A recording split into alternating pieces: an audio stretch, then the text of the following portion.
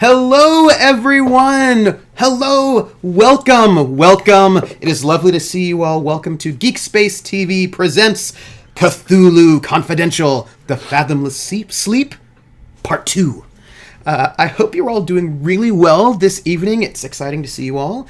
This is GeekSpaceTV, a non-profit streaming studio based out of Seattle that has as its mission increasing diversity and representation in geek and gaming spaces.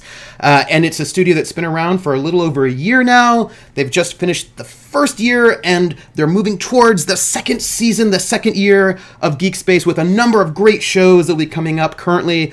Running High School Royale. There's going to be a Good Society RPG coming up. There'll be a Cypher System RPG coming up. There'll be a lot of exciting things. And if you want to help make the second year even more exciting, I recommend pledging to the Seed and Spark campaign, which somebody lovely will give us a link to it. And if we're currently greenlit at 86%, getting to 100 would be amazing. And if we get to the first stretch goal, there will be Night Witches, an awesome game all about Soviet air fighter pilot women in World War II, and it will be amazing. We have 2 days left for the campaign. It ends Monday. So if you want to help us out, it would be wonderful if you would pledge to that campaign. It would be much appreciated. Thank you so much. Please do it. Do it. You know you want to. Yeah, you want to. Yeah. In addition, you can also help support the channel by donating through the donate button, which is probably down there somewhere, I'm thinking. And that will help pay for our weekly what do you call them? Expenses? Expense goals. The expense goals. We have our weekly goal down there. You can also give bits if you like. You can subscribe to the channel. And if you do, that's awesome. I like it. I think it's good. You can also get a cool emote. If you get a cool emote, you get a super cool emote if you want to, anyone in chat wants to show how cool that emote is. You can also subscribe for free with Amazon Prime. And you can support us on Patreon if you like. And other things you can do is you can share. There's a share button, probably over there. There's a share button. You can tweet out that we're live right now. Have people come in, tell your friends about the shows. Have them come in and show us and hang out with us. You can host on your Twitch channel if you have a Twitch channel. And you can also use spray paint to put all over the streets and huge banners that we're here, we're live, and you love us. That's legit, I think. Maybe not. But follow us and hang out with us and chat with us in chat, and we're happy to see you here. So absolutely. Yes, and please note, next Wednesday at 7 is High School Royale, a show. Ooh, do we have a guest? High School Royale. Oh my gosh! We have the GM of High School Royale right here. I'm right here. Oh my gosh! Is this old-timey enough? Thank you. This is fantastic. Or you have this one with you. We're great. You're good. You're there. Jackie Dash. Thank you so much. Nice to see you. Jackie Dash, could you tell us what you're doing next Wednesday at 7? Could you tell us about Wednesday at 7 p.m.? The show starts. High School Royale. High School Royale. Are we live? Yeah, we're live right now. Oh. Say hi to High School Royale. Hi. I'm the GM. I'll be there. Stuff might happen. Not horror. Right? Right. Did I do it? You did great. Okay. Tap out. You did great. That was Jackie Dash, the GM of High School Royale, and you have to see the rest of that show. You have to. She kind of popped in right when you brought up High School Royale. So I'm like, why not? Come on over. Watch the show. Yes. You will die. I mean, the characters might die, but you also, as an audience member, will die. Not really. You won't die. It's fine. It's safe. It's totally safe to watch it. But tomorrow is no death. Tomorrow is the Hip Hip Huzzah end of the Seed and Spark campaign party at 6 p.m. Pacific Standard Time here at GeekSpaceTV, where all of the crew's going to come around. They're going to reminisce about the last year, give you behind-the-scenes gossip, sort of like, a TRL, or no, not TRL. What do you call it? Total Request Live. We get Carson Daly in here. Yes, we'll get Carson Daly out. He needs work. He does. We're going to hear all the backstage gossip, all the fun things. You'll find out how small that studio actually is. And also there'll be some games and excitement. So come by tomorrow and Saturday for like the big party. And I heard that maybe there'll be lasagna. That's what I heard. There may or may not be lasagna, so get in there and taste that wonderful layered Italian food. Do it. It's a bit of an Ask Me Anything, so come and hang out with us, ask us lots of questions, and have a good time tomorrow at 6 p.m. So, all of that said, right now we are going to be playing Cthulhu Confidential from Pelgrane Press, which is a one-player, one-GM RPG using the Gumshoe system, sort of innovative, sort of figuring out how do you create a Lovecraftian noir game, hard-boiled tentacles, hard-boiled tentacles, which are super tasty. It's sort of like food that you eat that then drives you mad. It's cool. And I'm very, very lucky to have, as the player for this game, Drunkly Romantic. Why don't you introduce yourself, tell us about yourself, and tell us where to find you. Hi, my name is Drunkly Romantic. I am a streamer. I am also an RPG player and a full-time employee at GeekSpaceTV. Woo! I am very happy to be here thanks to people like you who make this possible. We reached our first goal, which is getting greenlit, which gets me hired on full-time, which means I can now work and do more cool things for this company and try to make us as cool as we want to be, because we want to be just as cool as you want us to be, because we love you. This is going to be so cool. This is going to be so great. I'm so amped. You can follow me on Twitter and Twitch at Drunkly Romantic. I'm sorry. I just had a big Red Bull, and then Claudia brought me a cold brew in a nice old-timey cup, so it looks like a good prop. So I am very glad to be here. Thank you all for allowing me, and thank you so much, Trooper, for letting me be a part of this, because this is so much fun. And I'm Trooper SJP, and you can find me at Trooper SJP on Twitch and at Academic Foxhole on Twitter, and I am your GM for today. And it is a great honor to be able to drive Drunkly mad. I mean, just be here in a friendly way with him that in no way involves madness at all, I swear. So, let us dive into the Fathomless Sleep. When last we left our hero, Dex Raymond, he was in a parking lot of an illegal casino in Burbank, near Hollywood, California, 1937. Dex, why don't you give us a little bit of monologue as time slows down and a car explodes and shrapnel spreads across the parking lot? Name's Dexter Raymond. Old man with an old soul, and a lot of good memories of living through a lot of bad times. You may notice the vomit on my sleeve and the cuts on my face, and get the wrong idea about me. I'm actually an upstanding member of society, doing his part to protect the good people of this city from this city. One person in particular, my client, Miss Margaret Deacon of Deacon Real Estate fame. Her sister Helen got caught up in the glitz and glamour of Hollywood. Maybe a cult or two. She looked into me to hire it. That led me to cops, mystics, truant kids, and crime clubs. And explosions. Particularly this explosion. And that's where we are. Dex Raymond was hired to find out what happened with Helen Deacon, heiress, gone missing, shown back up, without any memory, without her mind, mute and catatonic. Hired by her sister to find out what happened and bring the evildoers to justice. He's explored about, followed some leads. His most promising leads at the moment are the Order of the Argent Light, a mystical cult that Helen was frequenting. A angry boyfriend, Marshall Daly, screenwriter for Capitol Pictures, who showed up wondering where she was when she was missing. He also found out when he went to the Syndicate Casino, that Helen was dating the head of the casino.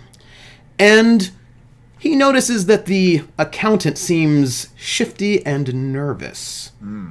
Seemingly, it seems as if the casino is being pressured a little bit from the East Coast mob, and that pressure exploded in a rain of fire and shrapnel as he was trying to get the elder deacon out of the club to question him a little bit further. Our Dex, for succeeding in being successful in getting out of that conundrum, was able to get an edge. So this game uses edge cards rather than hit points or things like that to sort of let you know the state of the characters. And our Dex Raven currently has a couple of problems. He has a couple of problems. And Thank you. That's fine. And one edge. Why don't you let us know what your problems and your one edge, what they are? So let's start with the edge. State of alarm. You keep this as part of yourself. You keep part of yourself on constant alert. +1 to all the sense trouble tests until you make spend this edge. If you make sense trouble test in the current scene, spend this edge for an extra die on athletics, fighting, or fleeing. That's. I'm glad I have that actually, because the rest of them are not so great. So problem number 40. Your awkward jump out of the way saved your skin, but tarnished your reputation for staying cool under pressure. When you spend a push on intimidation, roll a die. An odd result, you do not gain the benefit of the push, and you discard this card. Great. Definitely need that. It's supposed to be an easy job. Problem. Tempted. Resisting that old vice of yours took more out of you than you prefer to admit. Until you take time to indulge in this or another weakness, you could take a -2 penalty on all cool and stability tests. Those are not things you want a -2 on. No. It's fine. And of course, my problem, the one that's haunted me my entire life. Even when you shouldn't look, you have no reason to want to know something. You can't not look, can't stop probing. You worry problems like a terrier worries a rat. This problem is called, what killed the cat? So there you are, lying on the ground of this parking lot right next to this illegal casino. And there's fire everywhere. And people are sort of screaming and yelling and sort of panicking. And you had Roscoe Deacon by you, but he's gone now. There was vomit where he had been. And people are being pushed out of the way, and Bing Crosby, who realized it was his car that had been exploded, is led off by Whitey Alexander and Burl Treehorn. And Bing is like, why did this happen? And Whitey's like, don't worry, it wasn't about you. This was a message sent for me. As there's sort of a bit of chaotic sense, and there's like this swirl everywhere, and it's just loud noise, and people are panicking, and there's that one car with 2 men in it who are cool as cucumbers, with a bit of a smile on their face. Tough guys. And they turn that ignition, and they just drive out of the parking lot as everyone else scatters. So, Dex. What do you do? Dex is lying there, puts a cigarette in his mouth. Can Dex see the license plate? Oh, he can. Okay. What is the license plate? If you have it, or do I just write it down? You write it down. Okay. Dex makes a note of the license plate. He's laying back on the ground. A couple of people look at you. It's awkward. Cigarette. Oh, sits up with the smoke. A lot of pain. Stands up, rickety on his knees.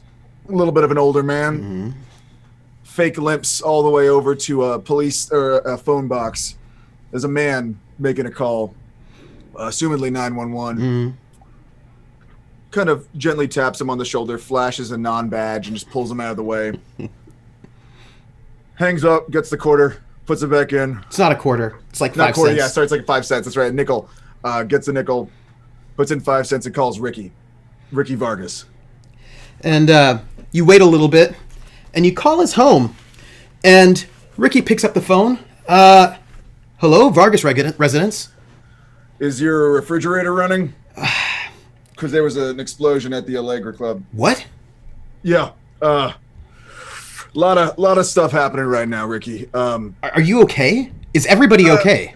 I've been better. I do need you to take a look at the license plate of the number. I passed the license plate information on to Ricky. And Ricky takes a note of it. What is this license plate attached to? What is this car? What was the car again? I forgot what it was. Sorry. Well, it was like it was like a plain, not expensive Ford, which is weird because it's like your classic nondescript Ford in dark blue, but the problem is, of course, that all of the cars in this parking lot are really rich. So plain, nondescript Ford looks pretty descript in this moment. It's kind of a plain car, nothing fancy, but they definitely are the ones involved in it. It looks like everyone's safe at the moment, with the exception of some vomit and some blood. I gotta take vomit, blood. Are people injured? Dex takes a look around. Is anyone on the ground? Anyone looks severely hurt or anything? No, it looks like it was timed. The car bomb was timed to make sure there was nobody in the parking lot, so no one got hurt. Okay. But more of a message. Yeah, it's more of a message. Looks like it was meant to send a message, Ricky. There's not some good people here with the syndicate. Yeah, that sounds like some sort of organized crime war, and that's not going to be good for anyone. I want to give you the heads up. I got to go take care of a mess that I might have. I wouldn't say it started, but I definitely might have got a young man killed. What? If I don't worry about it, Ricky. I'll talk to you later. Hangs up the phone. What was the studio that Marshall Daly? Marshall Daly, the beau of Helen, who I may or may not have actually. I'm banking on that. I'm banking on Whitey didn't have time to put on a hit with the explosion, so I'm going straight to his studio. Capitol Pictures. Capitol Pictures. Of course, it's a little bit late in the evening. They're probably not at work anymore. I mean, you're looking at it's probably 7 or 8 o'clock at night. Dex takes a look at his watch, and I would like to visit Max. What is it? Vale? Max Vale? Vale. Vale. Yeah. Dex would like to visit Max Vale. Mm-hmm. Feels like we're close enough that we might be able to make a house call. You can make a house call. It's not too late. You can make it to his home. He has you know his place. He has a nice little a nice small bungalow that's out in Studio City, and you can make your way down there. You're gonna have to take a taxi since your car's at home, unless you want to take your car. Unless you want to take the taxi to your home, get your car, and then drive. That's up to you. No, I haven't paid. I didn't pay for lunch yesterday, so I feel like I can afford another taxi. I have to say something to the audience. Dear audience, I just want to let you know we have to do one small retcon. The exchange rate between $1937 and $2018 is about $1 to $17. So that was not a $5 breakfast. That was more like a $1 breakfast, 75-cent breakfast, just so you know. I know that there are people out there who are really up on their 1937 food costs and were freaking out. So it was not a $5 breakfast, just for the record. We got it taken care of. Got your back, guys. So Dex walks out. His lighter doesn't work. He's on his 3rd cigarette since he got off the ground. Pops a couple more pills in his mouth. Uses some of the burning wreckage to light a cigarette. And just waves down a taxi with flames reflecting in his glasses. I have a question for you. Yeah. You know, your metal that you have on your desk. What about it? The fabric of it is singed a little bit. How are you feeling being right now in the middle of an explosion with a car on fire? Are you feeling okay? I feel fine. Wasn't my metal. All right. I was just asking. You flag down a taxi, and there are a bunch of people now who are like getting in cars and wanting to leave. And like those heavies that had been on the inside now sort of come out and are being watchful. And there's clearly a bit of panic as people are leaving, which is going to be super bad for business for that casino. It looks like all the fun has ended this evening. And a taxi comes and stops for you. Couldn't happen to better people. Open the door of the taxi. Give him the address to Max Vale. And they're How you like, doing today? what happened here, sir? Some of my friends didn't like some of my other friends, so they had a little bit of a kerfuffle. Okay. And he just decides not to ask you any more questions as he watches, this blood trickling down the your forehead and the strange scar you have. And he just starts driving you down to Studio City. And when you get there, there's this nice sort of Spanish-style bungalow, and the lights are on, and you can hear some jazz playing on the inside. And it looks like Max is home, and there are a couple of cars out front, and he might be having some sort of gathering, perhaps. Max is always known for those parties. Mm-hmm. Take a big hit on the cigarette. Throw it down as I exit the vehicle. Pay the man. Look up at the house. Check the watch. What time is it? Ooh, it's like 8:30-ish. Oh, it might be a little early. Mm-hmm. Go up to the front door. Knock. And there's you have to wait a little bit, and then after maybe a little bit longer, because the music's a little bit loud, the door opens slightly, not full open. And Max opens the door a little bit, so you can't really see inside, and he looks out, and he sees you, and he brightens quickly, and he says, Dexter Raymond, please come in. You are always welcome to my home. Oh, thank you so much, Maxie. You know, it's a sight for these old sore eyes. And he opens the door, and you walk in, and it is an exciting party. There are maybe 20 or 30 people in there, and you see mostly men. A few of them are in wigs and dresses, and a couple of them are sitting in each other's laps, and there are a few women in the corner in suits, and it's very clear to you that this is, and you see is that star? Is that new sort of leading man over there who all of the tabloids say that he's dating this other woman, but clearly he is not. He's clearly dating this other gentleman over there. So you can tell this is one of the Lavender World parties.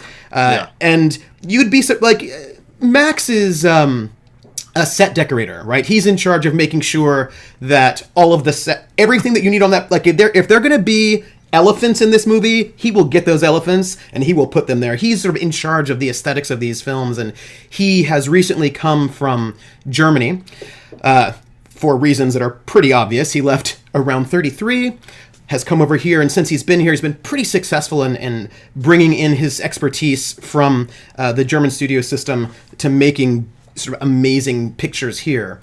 And he also clearly has made himself a name in the Hollywood sort of queer scene of the space. And here's this part, and you see Tallulah Bankhead over there, and you see, and you see various people having the good time, and you come in and people look at you with the blood and a little bit of soot and dirt, and they just regard you, and they go back to your party because they figure if Max is bringing you in, you're probably okay.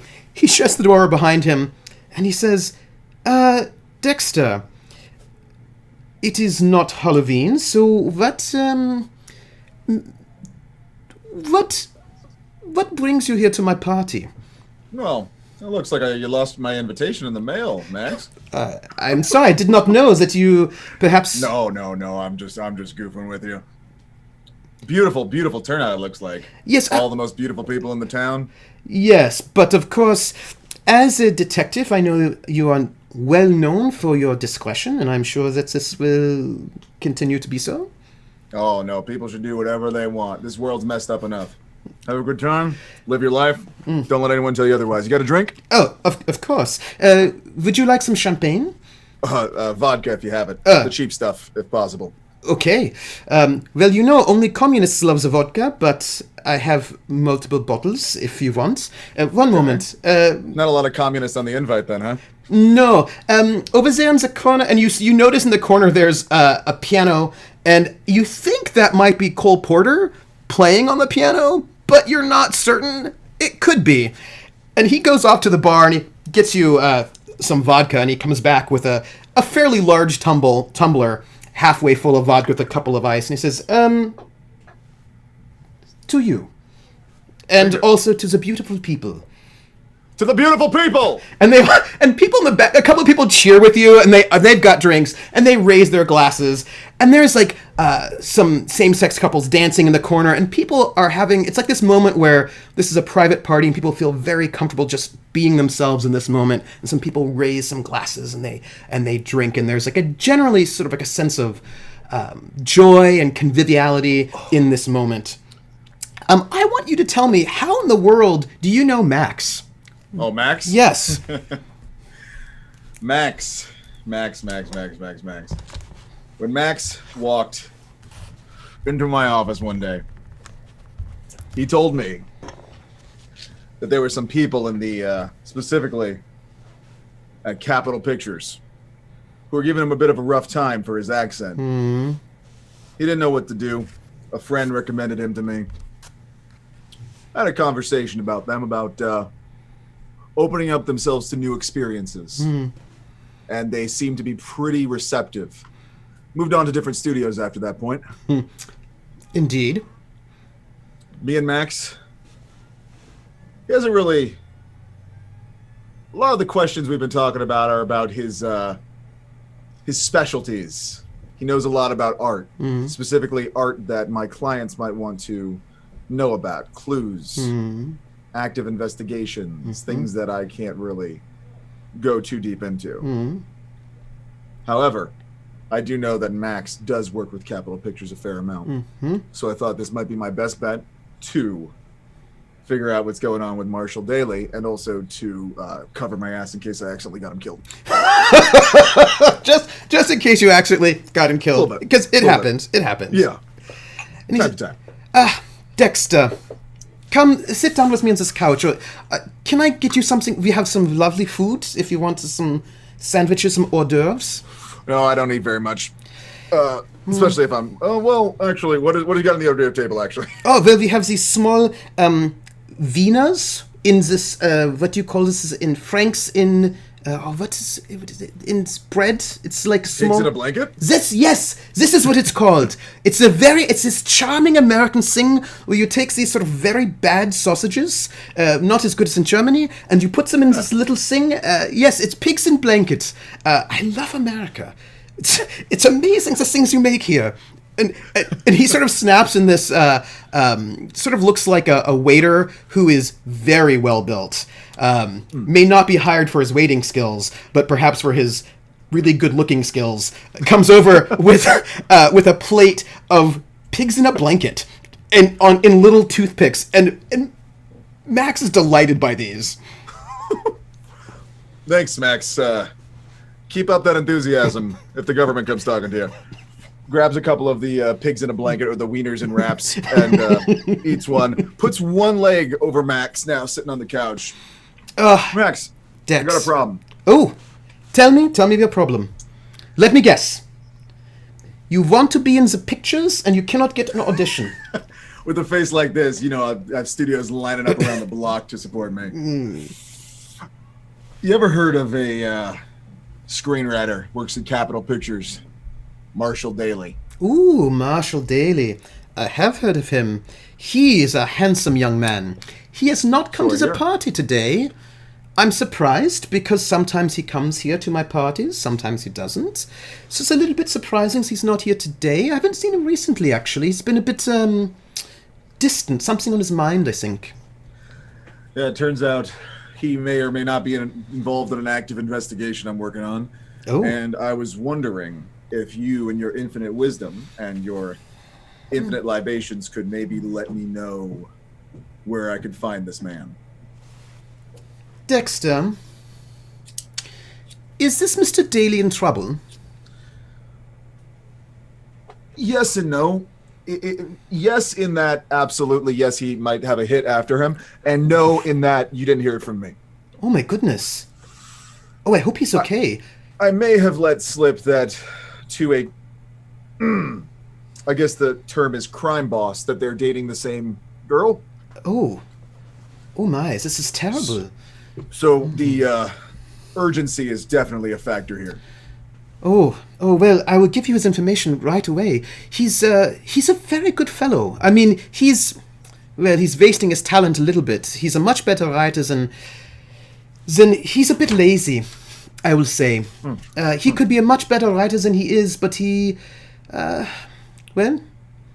seems to have other things on his mind. He's been a little bit, I don't know, the last couple of weeks he's been a little strange. But maybe this is...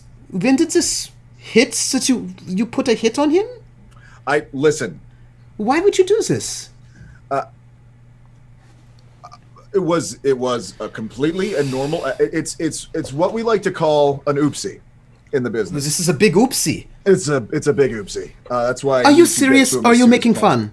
I am not making. I would never come into your house, come into your beautiful house. Thank you. Meet these beautiful people, talk to your beautiful face, and lie to you. I would never do that. You really put this hit on him? I didn't. Actually, Whitey Alexander. You heard of him? Oh, well, I've heard he's one of these criminal peoples. Works with the syndicate. Yes, I don't mix with them myself. It's not my scene, as it were. Well, I think your guys' scenes actually have a lot of glitz and glamour involved with it. So I could see how you guys might be in a different Venn diagram. My scene is much more enjoyable. Involves enjoying life a little bit more than perhaps...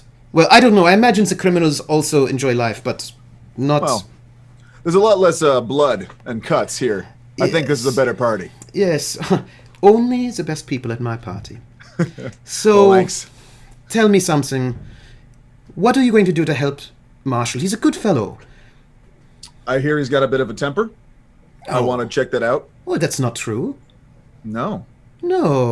He's a bit passionate about things in life, but I wouldn't say he has a temper at all. I mean, he gets, he can be, what do you say? He's a bit intense, I think, sometimes, but I wouldn't say he has a temper. Do you work with him closely? No, I mean, he's in script writing in Typewriter Alley, and I'm, on set, but I know him about from other places, from social circles.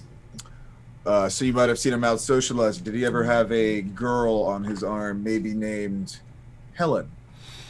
Oh, well, maybe. I mean, he's... let me say this. Marshall Daly enjoys a life to the fullest. If there is someone beautiful that he's interested in, he will chase them. If there's something delicious to eat, he will eat it. If there's something wonderful to drink, he will drink it. Which also means he sometimes is late to work, or always late to work, and sometimes he does not spend as much time perfecting the craft of writing as much as he could, because he's a bit more enjoying life, I think, if you know. If you know what I mean. I think I know what you mean. I'm a pretty old guy, but around. No, he's a good fellow. A bit secretive sometimes, but he's not perhaps he's not come to an understanding of how to be in the world in the way that I have. Okay. Do you have any idea where I can find him? I'm guessing he will not be in Typewriter Alley this time of night. No. You also would not find him in Typewriter Alley at 9 in the morning, or also at 10 in the morning, or also maybe at 11 in the morning. You would not find him there. Actually, in the morning, you will not find him anywhere. How does he have a job still? How does he have a job? You know what? He produces... It takes him a while to do it, but he produces all those screenplays that they want for those B pictures and serials. He also does a little bit of moonlighting, I think, doing sort of paperback novels and whatnot. I mean, the paperback detective novels with like a touch of horror. Yes, he does that a little bit. I mean, can't believe it. They're somewhat popular. I mean, he makes enough money, and he does what he needs to do in the end, and I mean, I think he could make great art if he really put his mind to it, but he seems to be more interested in just putting out the minimum effort. Max, if there's any hesitance to tell me anything, I understand that you don't want your name out. You don't want any information coming from me spilling out. I get that. What if I tell you I'm looking to... You didn't really put a hit on him, did you? That's crazy. I didn't... You're making fun of me. Passively put a hit on him. It was an accident, and now I am looking to right the wrong that I have wronged in the right way. How can I do this? Where can I find him? Dexter, I'm going to tell you where to find him. But I want you to know something. And he leans in close to you and he says, Marshall Daly is one of my people. And we all take care of each other in this town. It's not easy to live the life in the demi-monde. People are judgmental and they can be hostile and you can lose your job. It can be difficult. And so we look out for each other. And Marshall Daly does not follow in our circle as closely as some others, but he's one of my people, and I care about him very much. And so you have to do this right. I will not have any injury coming to my people. People that I care about.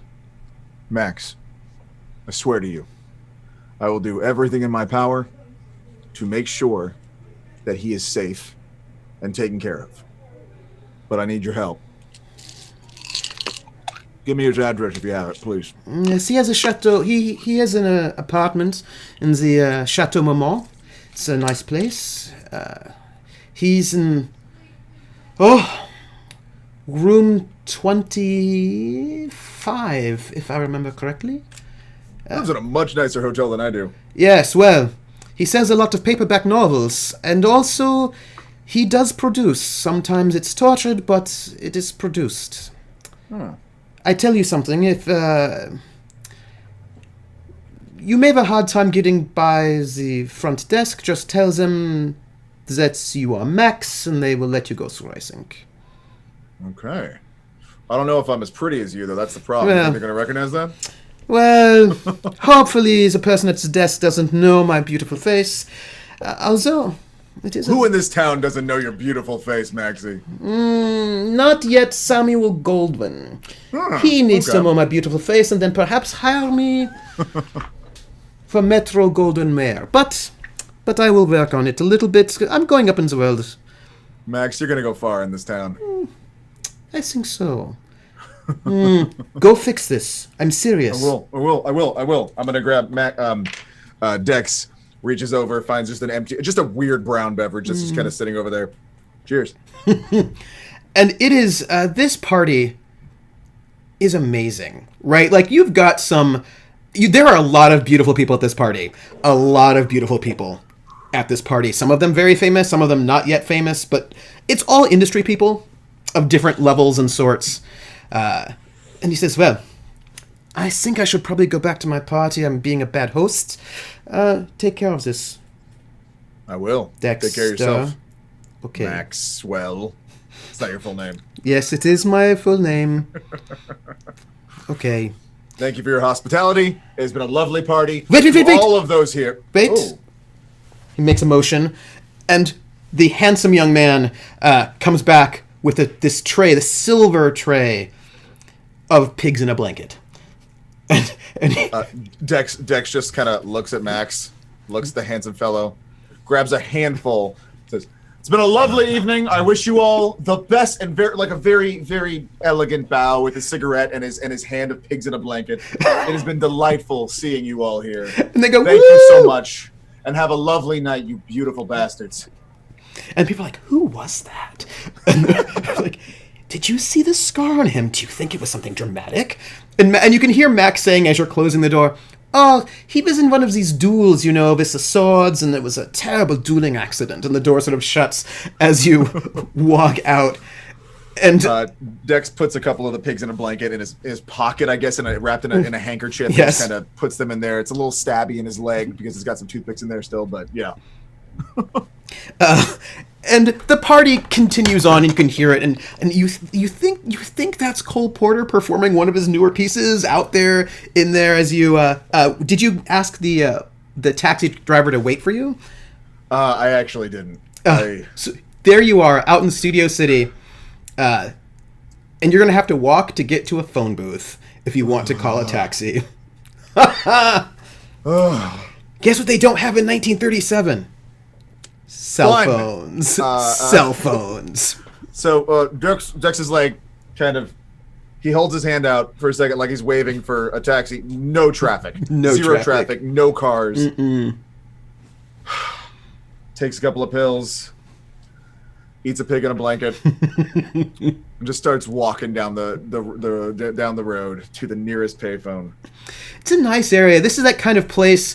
It's the studio system at the moment, and the studios, they hire all these people on contract, and there are these little places where studio people tend to live, right? With these apartments often built by the studios, and you're in one of these places where these are for the people in the studios who are not the number one top, but they're not the bottom rung either, and so it's like a nice place. And you don't know whether or not that's going to be some sort of up and comer in that bungalow, or perhaps a director over there, but you're in this sort of nice neighborhood, and you make your way out to a major street, and you find a phone booth, which is not. It is not out of order. It is there waiting. We're fine, and you can call a taxi to take you to the Chateau Marmont. Dial the phone, call the taxi, give him the address, sit outside in the curb, and as I'm walking away from the phone booth, there is a nice bush of flowers. Dex just kind of switches a cigarette from this hand to his mouth, grows it with his left hand, and starts just running his fingers along the bushes, feeling at the texture, the rigidness of the plants, the gentleness of the flowers. What are you thinking about right now? Thinking about what got me here. Thinking about what's probably going to kill me. And thinking about how I hope I kill it first.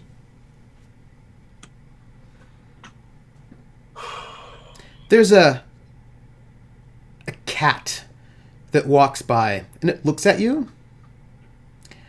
And it's as if the cat were a person who just walked by, stopped, watched you for a moment, and then it seems like maybe this is just your imagination, right? That it shakes its head at you, and then it continues walking. And it just was odd, right? It was like that one of those moments when the lights are on and everything gets a little bit surreal because the streets are too clean, and it feels like maybe you're on like a set because it just seems a little bit odd. And the cat, as it moves, it just seems a bit more fictional than reality in that moment. And then you blink and the cat is gone. It probably must have turned off somewhere, or maybe you haven't slept enough. Dex reaches into his pocket and just grabs out. He's taken a lot of these today. It's been a long day. Just takes out one more pill. Crushes under his teeth. And swallows it whole. Or swallows the rest of it. Car drives by, I'm assuming. And the taxi driver pulls up. And in this, the taxi driver here is sort of like a middle-aged African-American man. And he opens the door for you and he goes, Sir, how can I help you? Where are you headed? I'm heading to Chateau Marmont.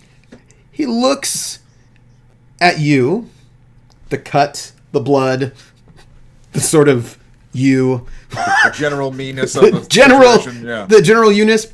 Then he just doesn't say a thing. He goes, of course. And he starts driving you down to a very, very fancy hotel.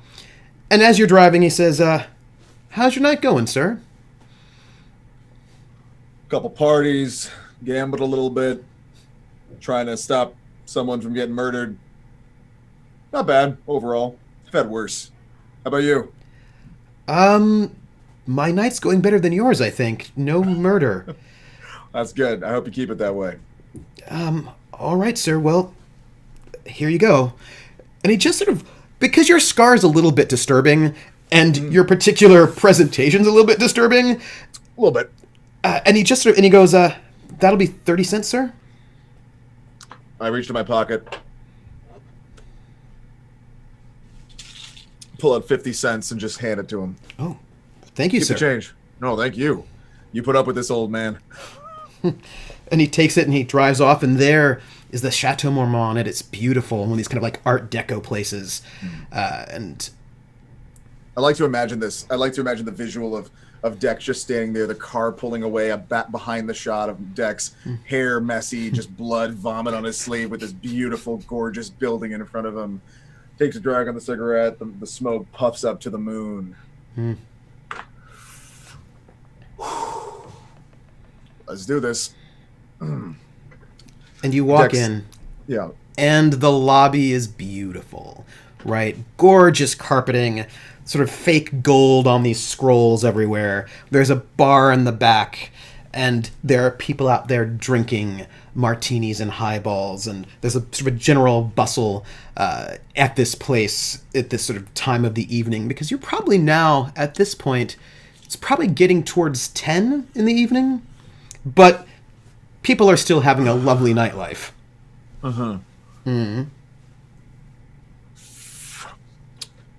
Is there someone at the front desk? Oh, yes. Bathroom? Person looks at you for a moment and says, "Are you a guest here?" I'm actually meeting someone. I see. Marshall Daly, you know him? Yes. And he just looks pardon at me, the pardon me, vomit pardon on your me. jacket. You know LA. Crazy night. If you're wondering who I am, I was rude and not introduced myself. My name is Max. I might be on Marshall's list of associates, friends, pals to let into the residence. I assume I just you... want to spruce myself up for you know how these Hollywood guys are. Take one look at me. I just had a rough night. I came from set. I have the makeup on still. Oh, I see.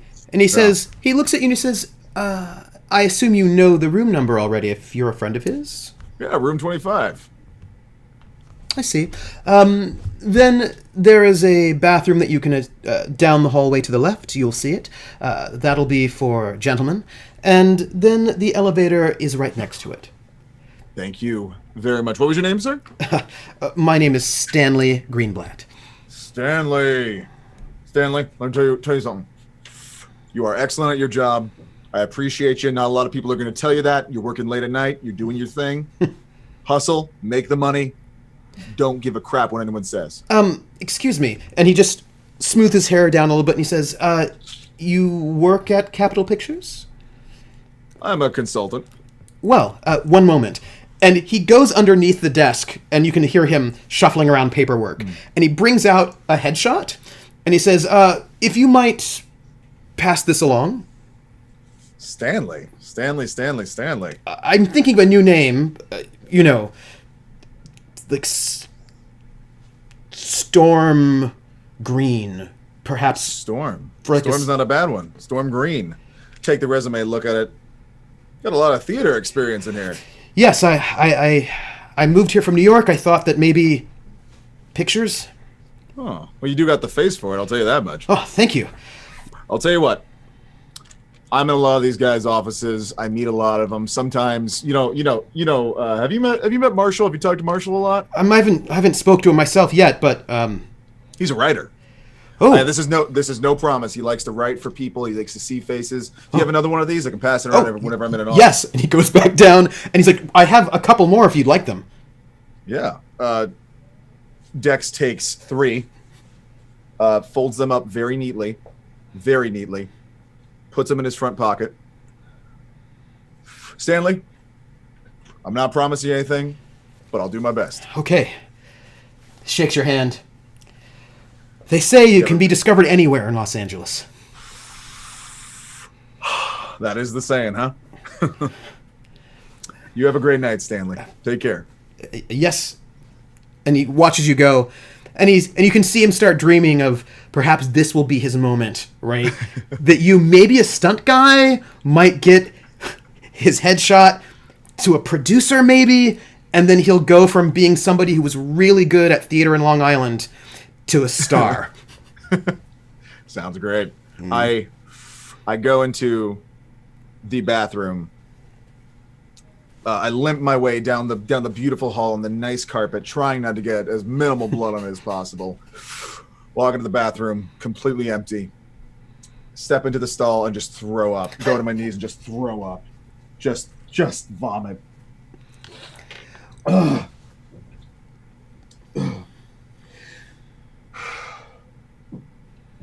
Have a harder time getting up than normal. Get down to one knee, a little shaky in the hands.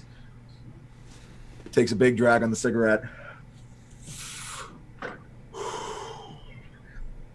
And you I'm trying hear to think in my head. You hear a on the stall. No, sir, are you all right? I'm great. Just long day. You know how it is. A lot of pigs and blankets and such. And you can still see the shoes, shiny patent leather shoes, and and like black pant cuffs. And they're like, "Well, sir, we have a mince, a towel. Can I help you with something?" No. Actually, is this? Do I recognize this voice at all? Is this... No, but probably a hotel like this, you've got a bathroom attendant. Okay. Who will probably have a lot of amenities for you. Who's your? You follow the films? You follow the pictures, kid? No, I follow sports. Sports. Who's your favorite sports star? Well, I like the Brooklyn Dodgers as a team. Dodgers, bunch of bums. Hey. Sorry. Hey, you know me, Yankees fan. Well, I mean, I sort of follow the Pacific Coast League a little bit, but are you sure? Can I get you? We have a towel. A mint actually would be great because the taste in my mouth is not, I would say, tops. Okay. When you come out, I will have it ready for you, sir. And you can hear like some water running. Dex takes out a pen, takes out one of the resumes. Who is I'm going to ask you, the GM, who is the most famous producer that Dex knows of? I would imagine you know somebody from one of the second tier studios. Mm-hmm. Probably somebody like at Capitol or maybe at Galactic. And you probably know a producer at that level that you probably dealt with in a case in some way. Do I know of any fancier ones that I might not know personally, but like any bigwigs? Not personally, but you might be able to get. But you know, Max knows people. Okay. I take one of the resumes out and scribble 3-picture deal. We got to get him before so and so gets him, and just kind of leaves it stashed, almost taped to the side of a stall. And you know names of larger producers. Like you know names to put on that. So I'll pull out a couple big names, get them in there, 3-picture deal, write all the information of it, leave them there on the stall. One of them, I have two more resumes left. Put it out. I sit up. Not sure if I'm going to vomit all the way again.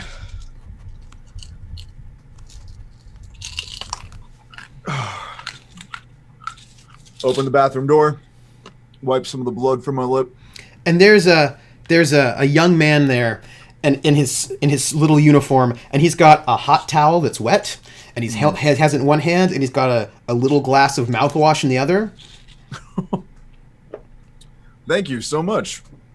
I take the towel, put it over my shoulder. It's a little wet, a little warm. It's kind of what I need right now. Mouthwash. Grab the towel, go under my shirt a little bit, wipe all the sweat, all the gunk. And then he starts like dabbing on your shirt, trying to make you look better.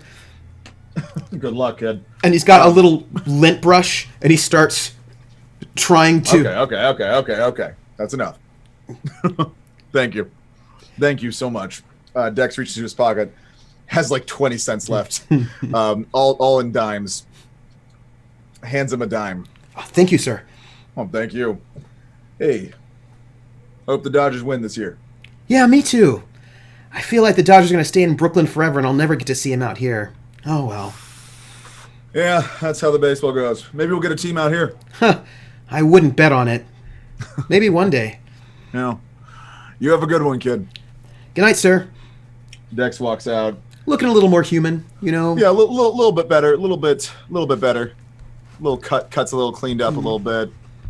Less blood. Still looking a little like Dex.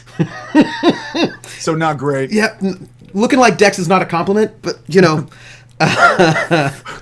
Dex presses the button on the elevator up. And then the elevator opens, and there's a young man in his uniform, and he goes, "Floor, sir?" 25, please. "Yes, sir."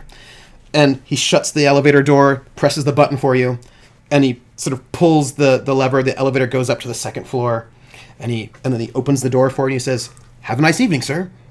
You too. And, oh, it's so nice, right? Like, nice lighting. The wallpaper is that sort of really cool Art Deco style of, like, lines and geometric patterns.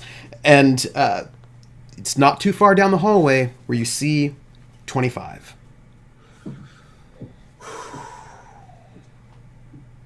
I take a look at. I would like to. Are there any distinctive markings on any of the other doors? Nope, they're all pretty just the numbers. No names, nothing like that. Just the room numbers. Now, I would note that unlike your hotel, Okay. the tavern, this one, sort of a fancy name. This one doesn't smell like cat urine on fabric left outside. Yeah. In the day. Rub it in. And the doors are nice. The carpet is not threadbare and gross. No cats running around the halls. No. And I bet they have bathrooms in their apartments. Listen, it is totally normal not to have bathrooms in your actual apartment. Hey, no, This just happens to be a higher end hotel. It's fine. It's fine. Yeah, it is fine. And there you are in front of this door. Dex puts out looks for a place to put out a cigarette, and just kind of crumples it with his hands and puts it in his pockets and pulls out one of the pigs in a blanket. It's tasty.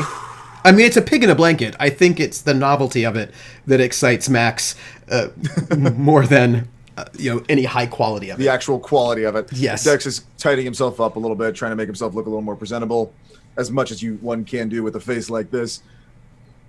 Knocks on the door.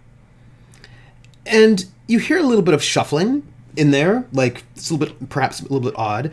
And then the door opens, and you see this very handsome young man who looks like maybe he doesn't get enough sleep because he's up a little bit too late. I would say sort of physically fit, sort of like a swimmer's build. He's wearing like a black turtleneck and some black slacks. And he sees you, and the first thing, his eyes go wide in sort of both terror and anger. And he looks at you and he says, It's you! And he comes at you with a fist. He just makes a huge swing at you, and I need you to roll me sense trouble. And you want a 6. Okay. There's also, an extra problem whenever you want it for this one. I'm going to try for this one. So I have a 2 in that. That is a 2. Mm-hmm. And a 2. That's 4. Tell me, would you like the extra problem? I think I'm swimming in problems right now, so that might not be a good idea. You do not get the advance, but you do get the hold. Okay, good. He comes at you and he just socks you in the jaw. But it's okay. You know what I mean? Like, yeah, you can take it. It's not.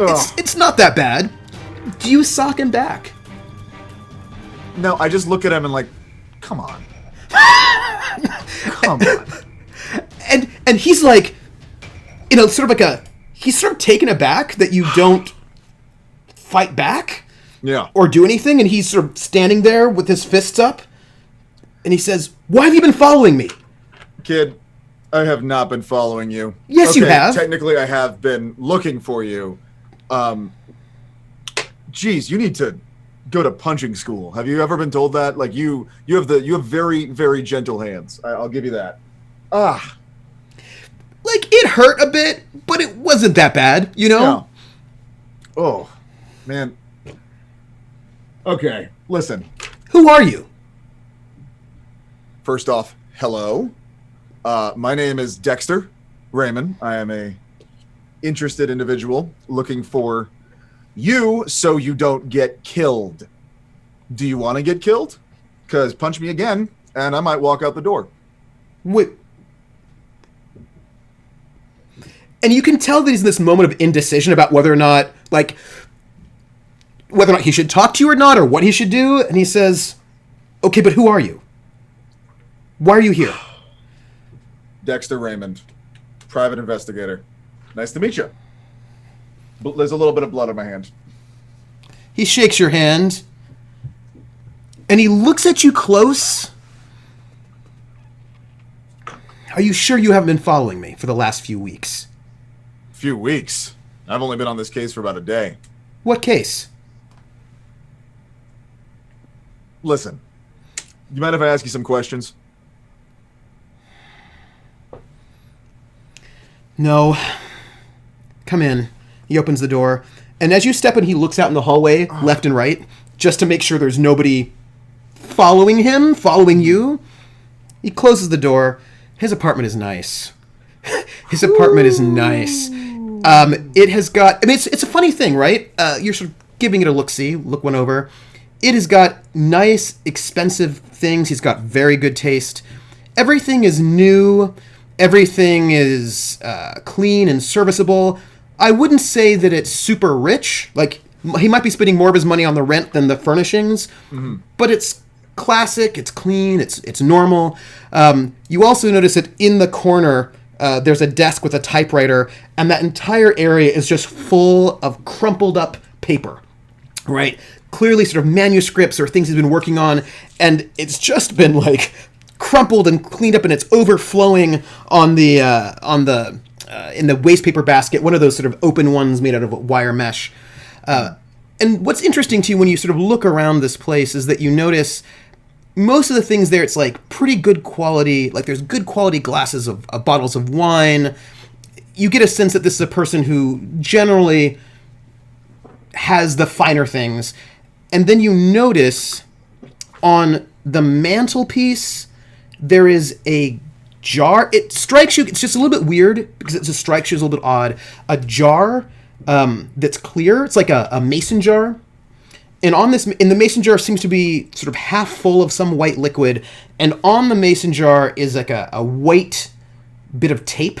And on this white bit, like a duct tape, you know? And on this tape, there's this date that's scrawled on it.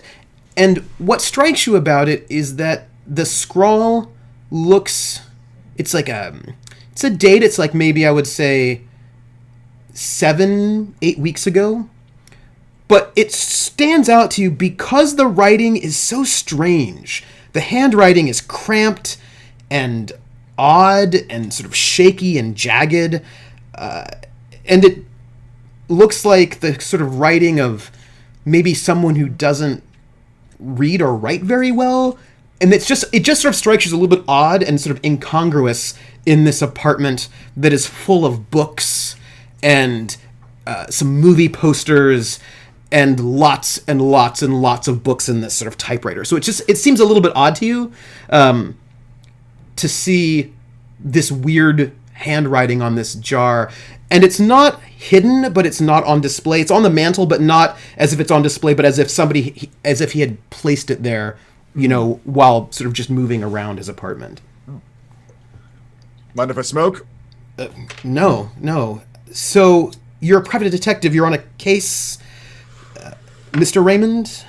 You always welcome people into your apartment by punching them in the face? No, but I'm being followed. No, understandable.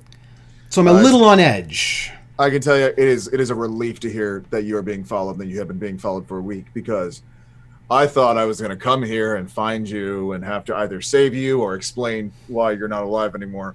Do not want to do either one of those things, because guess what? I want to keep you alive. And that's what we have in common. So I'm going to ask that you don't punch me again, and I'm going to be a polite and generous guest. And I pull out my handkerchief full of pigs in a blanket, hold them out, offer them up. Have a couple. They're great. Come on, don't be rude. Takes it. Yeah. Sniffs it. Uh-huh. Pulls out the toothpick. Uh-huh. Eats it.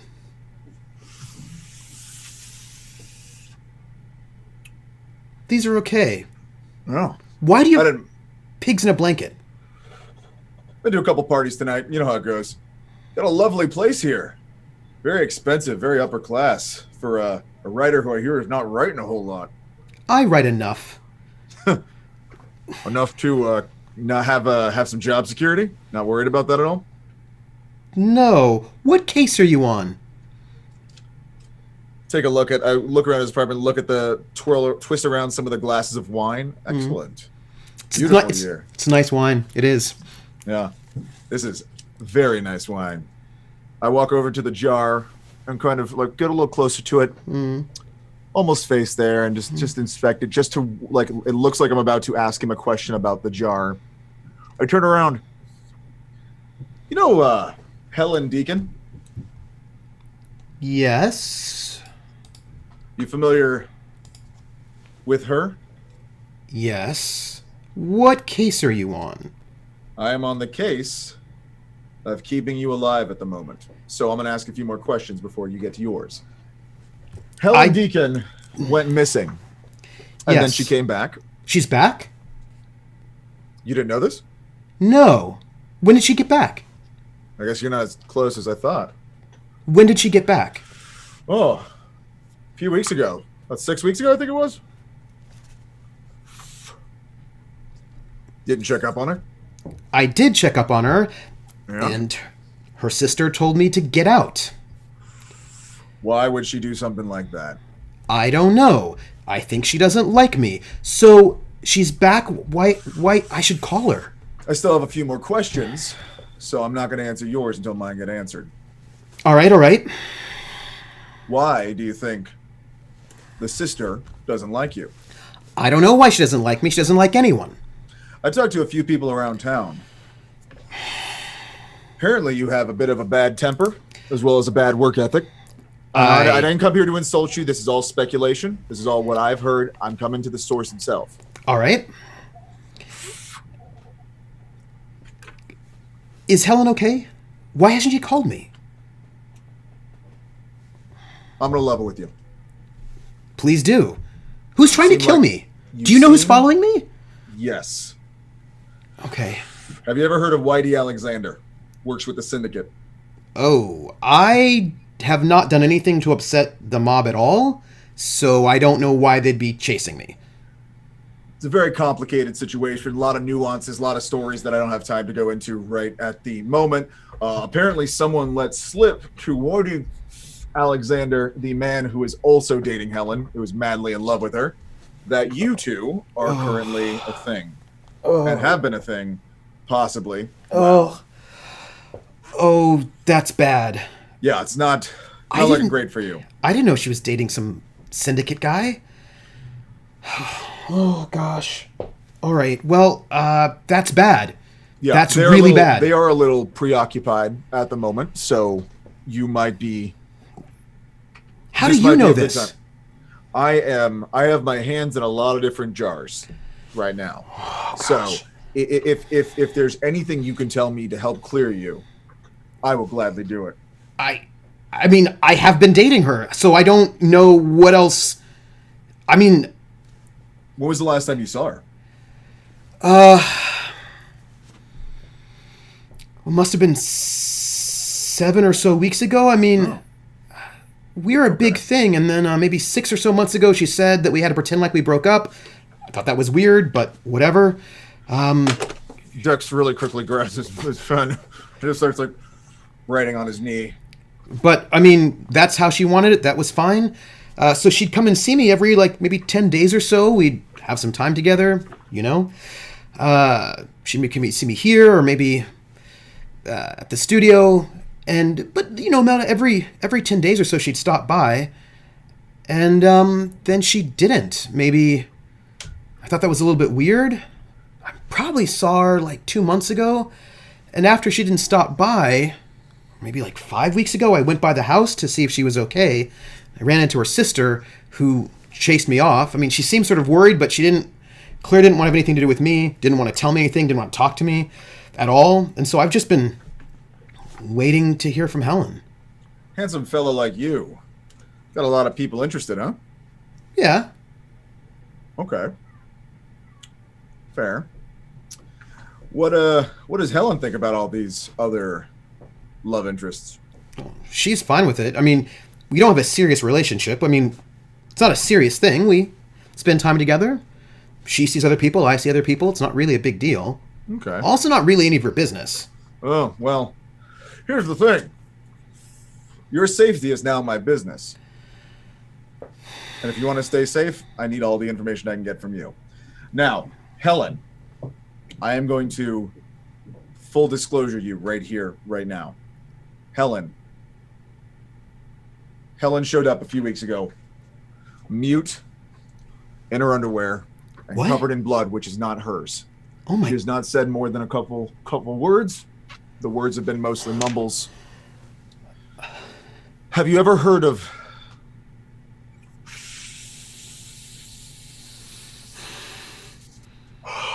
the Order of the Argent Light? Yeah, that's some New Age hoodoo that Helen was involved in. She wanted me to go with her to one of these meetings, and I went to some talk. It was just a bunch of hooey. What did they say at this talk? It sounds ridiculous to me, but I need to know. Oh, they were just talking... they were talking about, the dark races that are going to take over the world and secret masters that will save us from... I mean, it was clearly... I heard the way they were talking.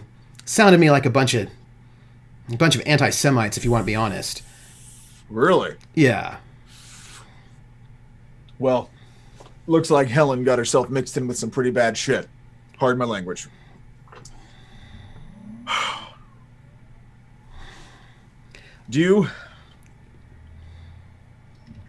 I don't know a better way to say this.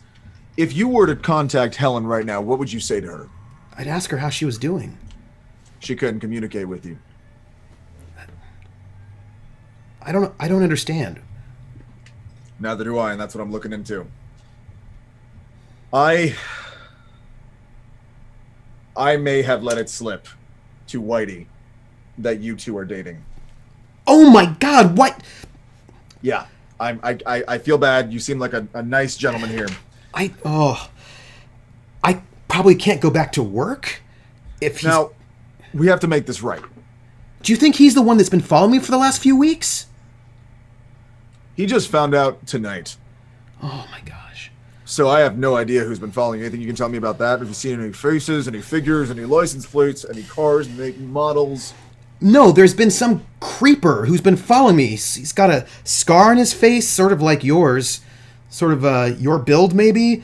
And I feel like I've been seeing him, like, when I leave work. I've been seeing him just... Sometimes I see him outside of the hotel. Pale guy, maybe a little bit younger than you, and he's been following me for weeks. Interesting. Yeah. What time of day or night does he usually follow you? Anytime, any day. I see him in the morning. Well, I don't really see him in the morning. I'm not up in the morning, but I see him in the afternoon. I see him in the evening. I mean, he's there all the time.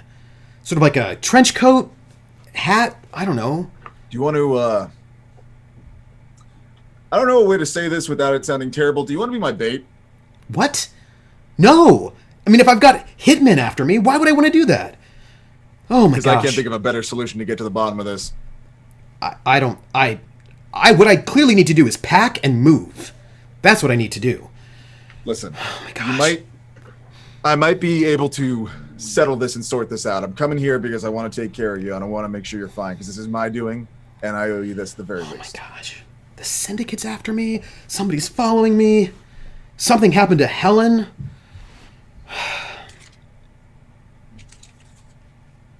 What's this white jar you have up here? What? Dex turns around, walks right up to the white jar, grabs it with his hand. What's this? That? Yeah. Oh. That was a gift from Helen, actually. I don't know where she got it. A gift from Helen. Yeah. What is it? It looks like glue or something. No, it's the weirdest thing. It's moonshine. Dex takes the top off. Oh, it is some, like, rot gut, pate peeling kind of, like, moonshine that people just don't make anymore because prohibition is over. You don't, and the date's only like 7, so somebody's still making moonshine, and this is like, woo! Like, you think that you might have, like, lost your eyebrows, burnt off your face. This stuff is so rough. And, like, your eyes are tearing a little bit. This is some strong stuff. Yeah. Woo! That is, oh, my eyes are watering. That is moonshine, all right. Yeah, I don't know where she got it, but she didn't really like it, so she said that maybe I'd like it. I've had some. It's one of those things that maybe you drink it a little bit at a time. Yeah, it smells like, it feels like it, really. Yeah, but ever since she's gone missing, I just couldn't bring myself to drink it. I just figured maybe if I kept it on the mantle, maybe, you know, when she got back, we could have some. Do you mind if I try it? Yeah, sure. Go ahead. I would like to sense trouble on this before I pour a small glass of it, and I would like to sense trouble on this before I drink it. Give me a roll. What is your sense trouble? 2. 2? All right. That is a 5. Okay. Quick test 5. That's a 3 and a 3, so 6. Okay. You sense trouble on this, and you smell it. And I'm going to tell you what you get. You get a sense, thinking about your streetwise skills, having been a person who's been around a bit, this, in and of itself, doesn't feel like the kind of stuff that will actually make you go blind or kill you. It seems to have processed enough. Sometimes back in the day, people would actually just take rubbing alcohol, put a little bit of, like, juniper berry in it, and then just drink that. Not a good idea. That's going to get you killed. Go blind, not good. This has clearly been made in a still, so somebody has got an actual moonshine making, moonshine making machine, which is weird because it's not really a thing, and it's clearly not a thing around here, but it looks to you like people who are doing this are probably outside of the maybe criminal, maybe, right? So this is maybe coming from a criminal space. That's the kind of people who would be doing this. This is sort of an older style, so somebody was probably a moonshiner back in the day. So that's a little bit weird. So if you're thinking about that, you might think there might be trouble involved with whoever's making this, but this doesn't seem like stuff that will kill you. It just seems like rough alcohol. Ooh, okay. Would you like to take a taste? I would like to take a taste. You bring it up to your lips. And before you drink it, that's where we're going to take a break.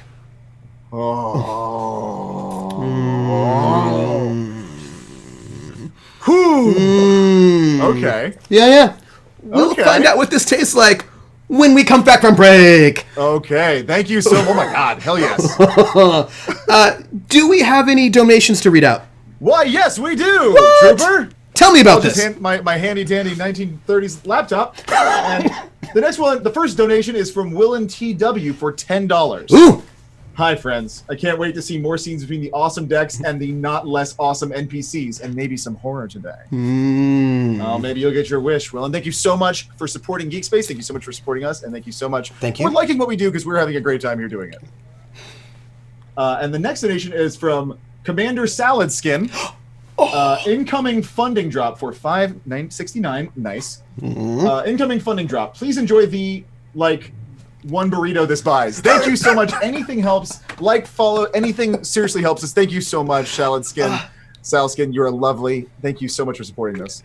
It is much appreciated. So we are going to go off on break for about 5 minutes, and while we're breaking, use the restroom, stretch your legs, and ask yourself, what will happen when Dex Raymond drinks this rot gut moonshine?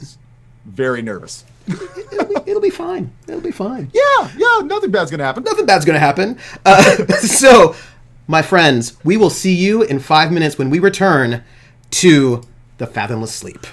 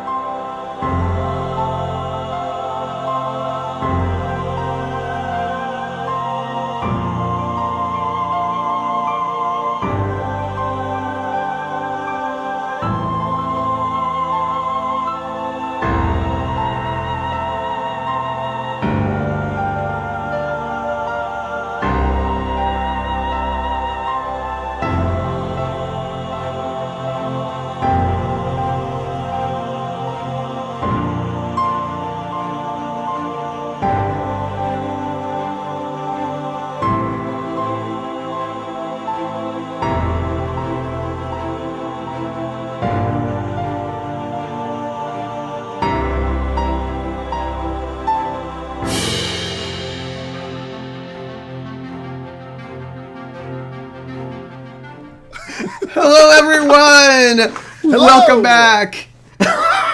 Come back to our wonderful world of weird madness. Oh. Let me wrap my tentacles around you. Yes, it's fine. Just tentacles in a lovely way. It's good. It's normal. It's normal. It's normal. Welcome back, everyone, to GeekSpaceTV presents Cthulhu Confidential: The Fathomless Sleep Part 2.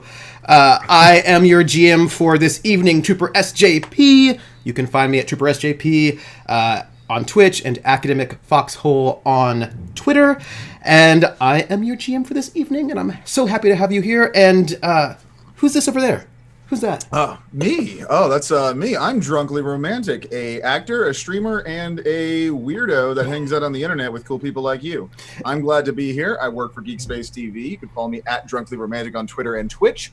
And I am very lucky to be GM'd by such a lovely person who's over this way. I don't know. I think you're over here. You're over there, right? Hold on. Let me just No, the other direction. Flex. Just a little bit over that way. What?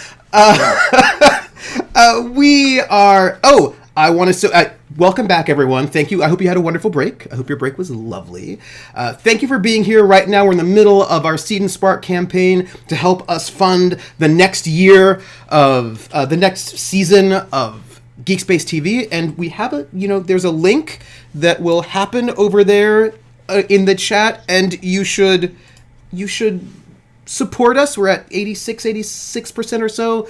We're hoping to get to 100%, and I'm hoping we actually get to our what do you call it? Our first stretch goal. Stretch goal, Which will be a great show, Night Witches, GM'd by me, and I hope that'll happen, because that'll be fun. Also, you can subscribe, you can support us on Patreon, you can give us bits, you can donate at the donate button, which is down that way, as, for example, some of our lovely space cadets have done so far. You can also just be here and chat with us. You can be part of the community. You can join us on Discord and just sort of tell your friends about us, share, host, and honestly, just that sharing and hosting and that stuff that does so much in the way of supporting us.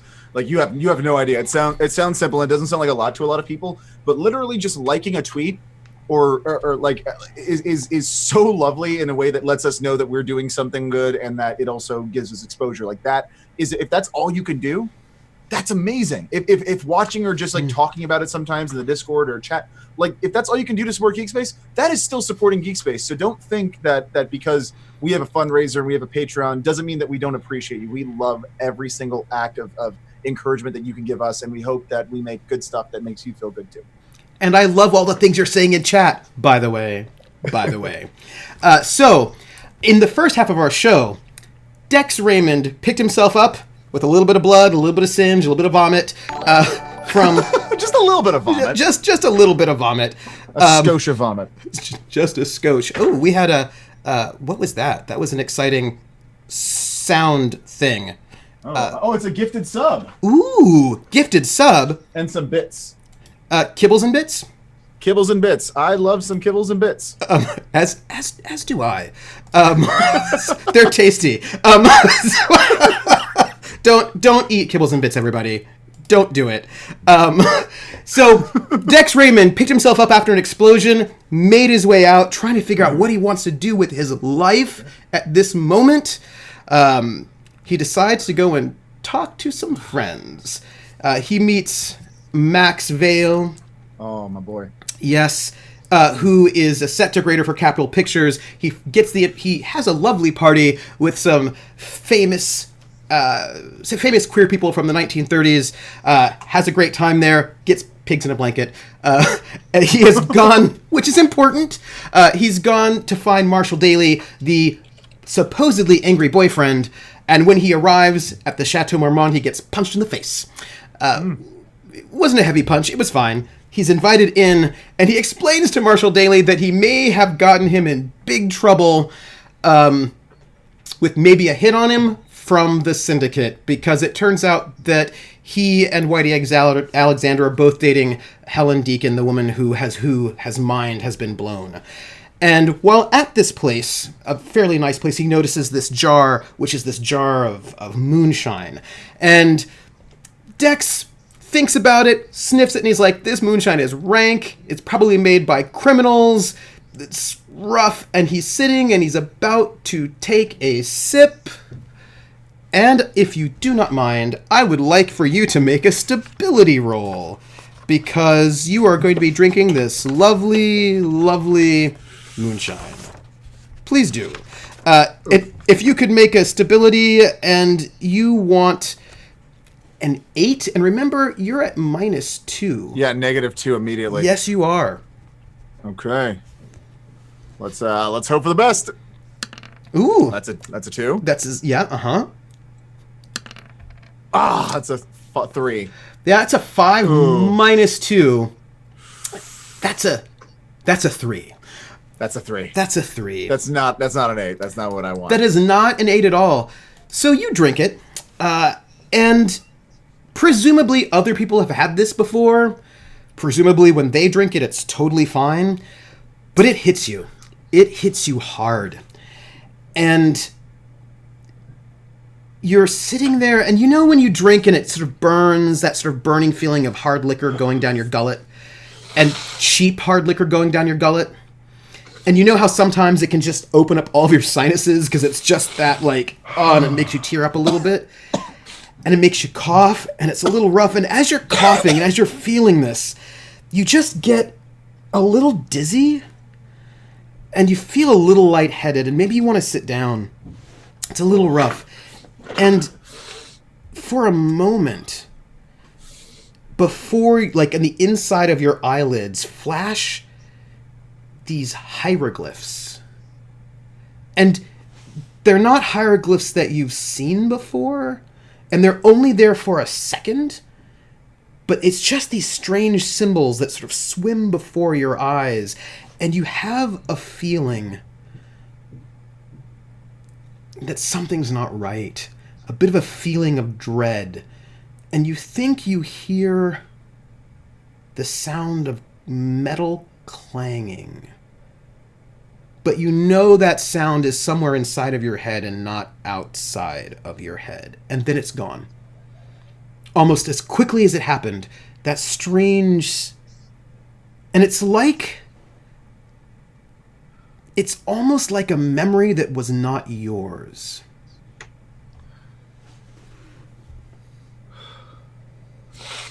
Dex collects himself. And Marshall's like, "Are you okay?" I mean, I know Dex it's bad, but gets up and grabs Marshall by the collar. And I want to stress, Dex is about 5'7", not very big, older man, limping, but he's pretty built. Yeah. So he could take a hit. He can also hit pretty hard.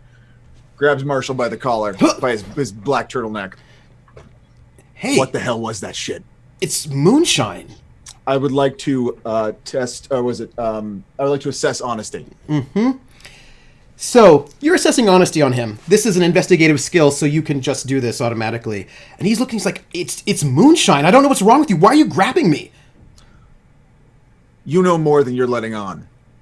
So when you're assessing honesty on him, he does not seem to be dishonest about this being moonshine as far as he knows. And he strikes you as a young man with a secret. He strikes you as someone who is mostly honest, a bit freaked out, but he knows something, or he's hiding something. There's something that he's holding back on you that he's not wanting you to know about. Yeah. It doesn't seem to you as if he's lied to you per se in this conversation, but he has information he's not telling you about something. There's a little bit of avoidance happening. But it doesn't seem to be about the moonshine. That seems to be on the level. But, yeah, definitely. Hieroglyphics in your eyes and metal clinging and memories that aren't yours, definitely on the level. Well, But I don't know see what's what going on mean. with you. But his sense that, like, his idea that this is just moonshine, it seems... Yeah, so he's unaware of what maybe what it really is. Yeah. Dex with the full force. Like he actually swings his hand as hard as he can, but gives it a little soft touch on the face. It slaps him a little bit right across the face. Do you want to live or do you want to die? I don't want to die. What? Let me go. Then you're going to tell me everything you know, and if I find out that you're hiding something, I am not going to protect you. I did this, I owe you this, but you owe me the truth here. I take it you're using intimidation. I am using intimidation. Yeah, that's what I thought. He says... Dex's eyes are a little wider than normal, a little more wild. He looks a little more awake. This experience has got his adrenaline pumping. He feels nauseous. He can feel his sinus is burning. His nose is running a little bit. He's almost tearing up. And so he looks a little more intense, especially with he pulls out his glasses. He's got a scar right there. And he's like, he tries to push against your chest so that you'll let him go. Just let me go. Let me go. He and Dex inhales, so there's just like there's no push. He can't actually push away from me. What do you know that you're not telling me? I don't know what happened to Helen. I want to find out what happened to her. Look. I have an idea of maybe why I'm being followed. Do you now? Dex looses into his grip. Goes to put his hand on the side of the guy's face where he slapped him. Pats it a couple times. Goes back down in the chair. Sits down. Turns the moonshine bottle facing away from him because he doesn't want to look at it anymore after that experience. Leans back. Gets his pen. I'm listening. He reaches out and he takes the moonshine jar, opens it, takes a small swig, not a very big one, puts it down. Real quick. What'd that feel like to drink that? Felt a little rough, but it was fine. I mean, it's clearly not high quality, but does the trick. Nothing out of the ordinary? No. Huh. Dex kind of not enough time that is able to process from Marshall's not able to process this, but Dex is definitely off for a second there, taking a bit to internalize the news. He feels something that they didn't. So tell me everything. Well, look, Mr. Raymond,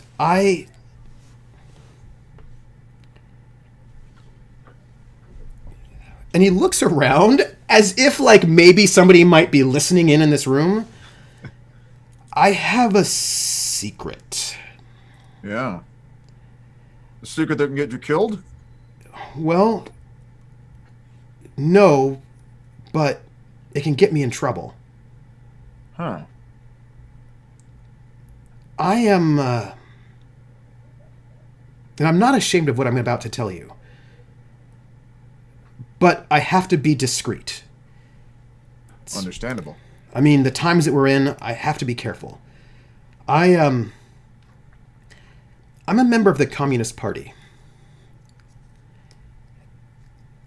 And I know other people who are members of the Communist Party, and look, the communists are the ones who are standing up to this guy Hitler, you know?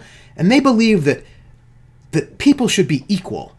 And I think that like we're the only ones who are doing something right now. And I believe that with the depression, with people out of work, with people starving in the streets, that people should be treated better. And, you know, there are other people in Hollywood who feel the same way. But it's not, you have to, I mean, there's the Red Squad and the police, and they just try to find people who are communists, and then they blackmail them for money and extortion, and I don't want to get involved in that. And I mean, if anybody's following me, I imagine it's that.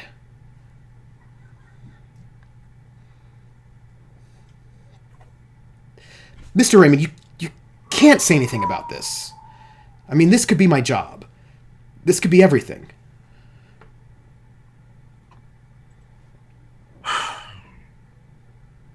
Raymond sits there for a second.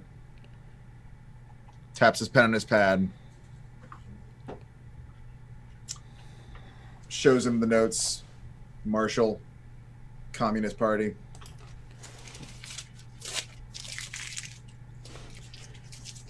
Hands him the paper. He takes it. Okay. You trust me now. Thank you. Thank you. And he puts it in the ashtray, and he takes out a lighter and he lights it and he lets it burn. I'm not doing anything wrong here. It's the system that's wrong. Fair. So,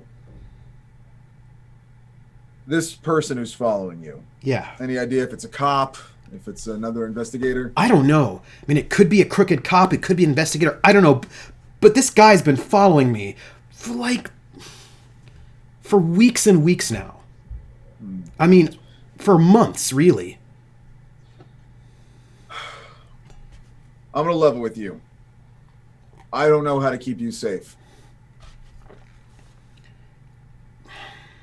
I am responsible for your safety at the moment due to my loose tongue. So, here's the deal. I'm going to invite you out with me. Okay. It's the only way I can think to keep you safe. Plus, if anyone's following you, I could handle it. Okay. Maybe I could just hide out? You think you can hide out?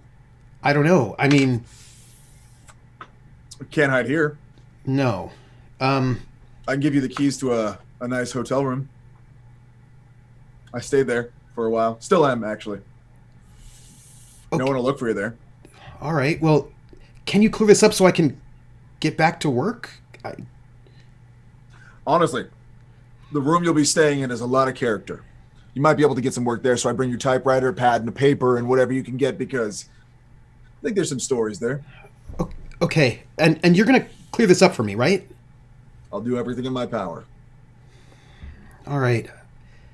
Okay. Dex gives him a piece of paper with the address to his shitty hotel. And the room number. Folds it up. Hands it to him. Where... Is this in Bunker Hill? Listen. Yes. Firsty. Yes. No one will suspect you there. You rich, beautiful, up-and-comer in the Hollywood scene. That's true. That's true. This is where I can keep you safe. You can stay there until further notice. I got some more leads to check up on. Okay. Are you sure? Now, are you sure? There's nothing you don't want to tell me. I can't think of anything else. I can tell you that Helen was great. I mean, she's fun. She's smart. She's full of life. She was a real free spirit. I mean, she didn't judge people.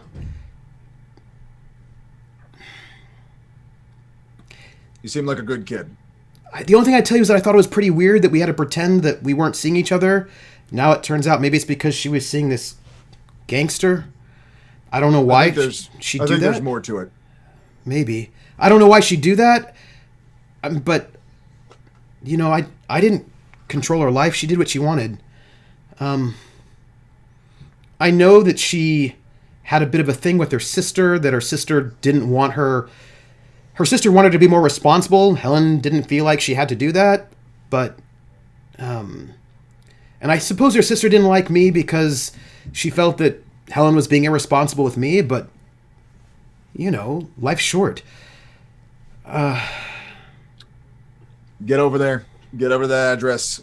If anyone gives you any trouble, tell them Dexter sent you. Okay. I give him a spare key to the apartment. And he goes and starts packing up some stuff and his typewriter, which is one of those, he's got like a portable typewriter. Yeah. And he gets his stuff and he says, I'm going to go out. Okay. Should I go first? Should you go first? You go first. Okay. You're going to fix this, right? I'll do my best. Okay. And so he puts on like a jacket, and he puts on a hat, and he walks out with this suitcase and his typewriter in another case, and he starts walking out and he walks out with you, and he locks up. And Hey, actually, yeah, can I have those keys? yeah. Do you want Thank the you. moonshine? Yes. Okay. Maybe it'll help. Opens the key door. Does his head, grabs the moonshine. I'll see you back at my place, and shuts the door on him. And then you hear him sort of head off. And there you are in his apartment. Dex kind of walks out. I'm assuming this is kind of a balcony. Mm-hmm. Walks out to take a look at the street that he's going to walk out onto. Mm-hmm. Keeping an eye out. Does Dex see anyone out there? Anything suspicious other than some rich, snobby partygoers and some people who live here? Well, there are certainly rich, snobby partygoers. That is true. I would like you to make a sense trouble roll. Since trouble roll, these have been going so well. You need a 5. Need a 5? Okay. Yes. First roll is a 1. Great start. Mm-hmm. Roll is a 2. Great finish. Would you like an extra problem? I haven't got rid of any of my problems so far. Oh, you get a +1, by the way, I got a because you're state of alarm. It's still not there, but yeah. Do I get a +1? Do I get a +1 to sense trouble, or do I Yes, get a you do. +1 on athletic? Oh, I get edge for athletics. Yeah. And stuff. So you're at, Okay. what is that? What is it? What do you got total? 4? 4. Would you like an extra problem? It's up to you. Yeah, I'll take an extra problem. I'm just asking. I mean, I like weaknesses, so let's do it. let me give you, no, that's an edge. We don't want to give you an edge. We want to give you a problem. Where are we? This is what you want. Why don't you, tell us all, there you go. What's your new problem, my friend? Okay. Paranoia. Once you realize that one person is really watching you, you can't shake the feeling that everyone is. -2 on your next ability test, and then discard. Damn it. Oh, do I get to discard my other one? No, you don't get to get rid of tempted until you start indulging in a vice. Oh, that's right. That's right. Yeah. Damn it. Okay. Well, that's great. Dex is not sleeping. Had some fucking Eldritch God moonshine and is now brain melty paranoid. Great.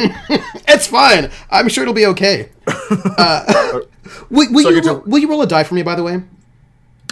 That's 4. So that was for your intimidation on Marshall that you did before, which means you can get rid of your object of ridicule. Fantastic. Mm-hmm. So, one more die roll. Since you took your extra problem. You're at a 4. A 3. Yes. Okay. You hit your number. So you're looking out the window on the balcony. You're not too far from the ground. And you see Marshall Daly, and he's like walking up, and he gets into a car. It's a pretty nice car. And you're watching him. He sort of pulls away, and you're just watching partygoers. It's sort of a nice evening. It's sort of getting a little bit late. And he pulls out, and you can see him sort of take off. And then you see another car that was just sitting there on the street and then just moves out right after him. And this car, it's a yellow car. It's nice. It's a nice car. It's a little flashy. You kind of catch just a glimpse of somebody in the window who looks a little bit like you if he were just a little bit younger. Just a glimpse, or maybe your eyes are playing tricks on you a little bit. But there's this sort of red sports car, yellow sports car, just taking off, following Marshall Daly. And you can get the license plate. Yeah. I write down the license plate car number.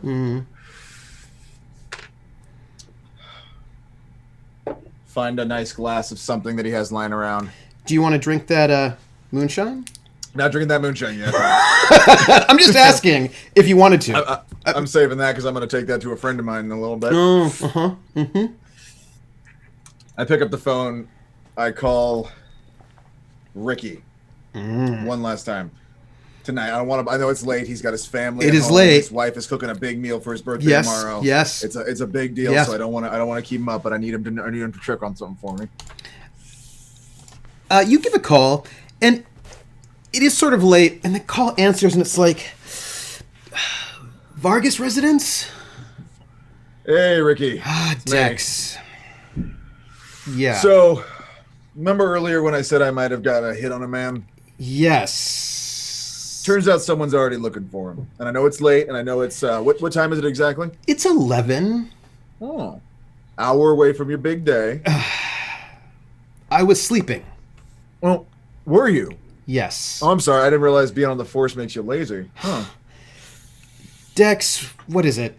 I'm sorry. I had some moonshine, had a couple explosions, got punched in the face, threw up a little bit in the Chateau Marmont. Beautiful toilets, by the way. I don't even know what your life is like, Dex. Not boring. Not boring. You could still come and join me if you want, but I know it's late. I want to get this. If you could do me a favor. Go ahead. What is it? Could you call any officer on duty that you trust and report? I list the license plate number and the red sports car, or was it a yellow car? Or was it red? Yellow car. What was this? This car's been following someone who I'm looking after. Could you have them check this out? And I describe the road where they're going, the route to my house. You want me to pull somebody over? I would love that. All right. What else? What else? If you could find any information for me on this individual, I'd be grateful. Kind of, my eyes might be going, but kind of looked a little like me. Oh, okay, Dex. I'm going to go back to bed. It's my birthday tomorrow. Ricky. You're a good man, and I wish you the best birthday. Dex, you asked me why I don't join you? Because of things like this. Dex takes a second, just kind of like, he wants to say something, but like that did actually cut him a little bit in a way that knows it was well-meaning, but take care of yourself, kid. I'll call you tomorrow with this information. Take the day off. No. Have someone else do it. That's the deal with being a big shot like you. You have someone else do the work for you. I will call you tomorrow with this information. Thanks, Ricky. Dex...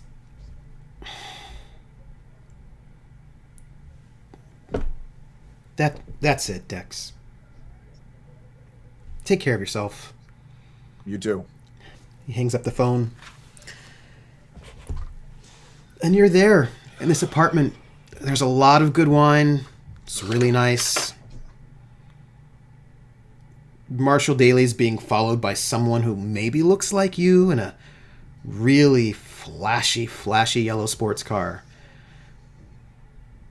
And you can see the lights coming in through the blinds, sort of making that, right, that sort of, the light streams in, you can see the pattern of the blinds on the wall. Your smoke is curling up in the room.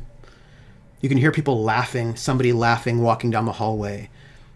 Drunk, happy, not a care in the world. Dex is starting to, for the first time, not move in a while. His bones are feeling the weight of the day. His eyes are heavier than normal. His head hurts. Takes out the pills.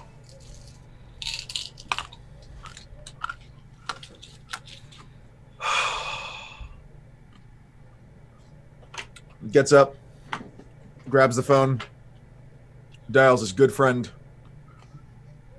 Let's see.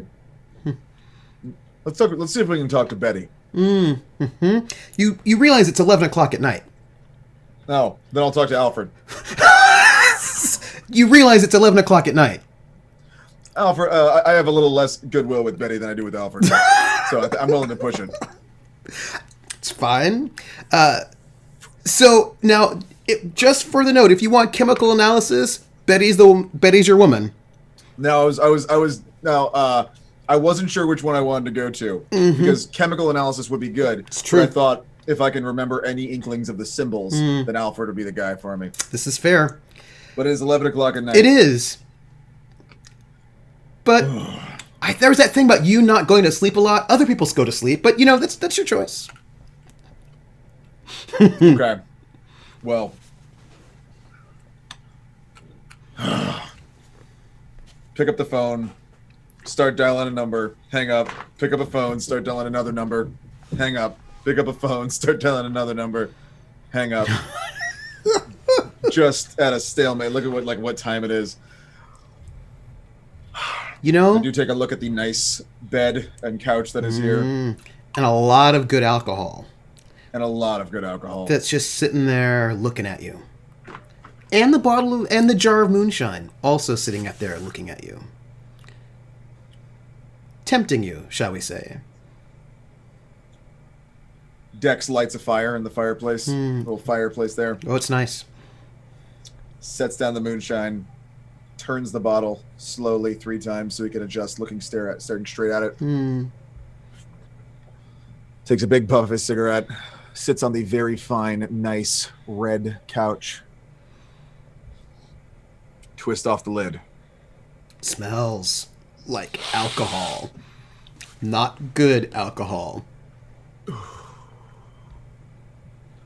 Grabs the bottle. Looks at the phone. And takes the absolute hugest gulp he can. Oh, do you drink it all? I drink it all. All of it?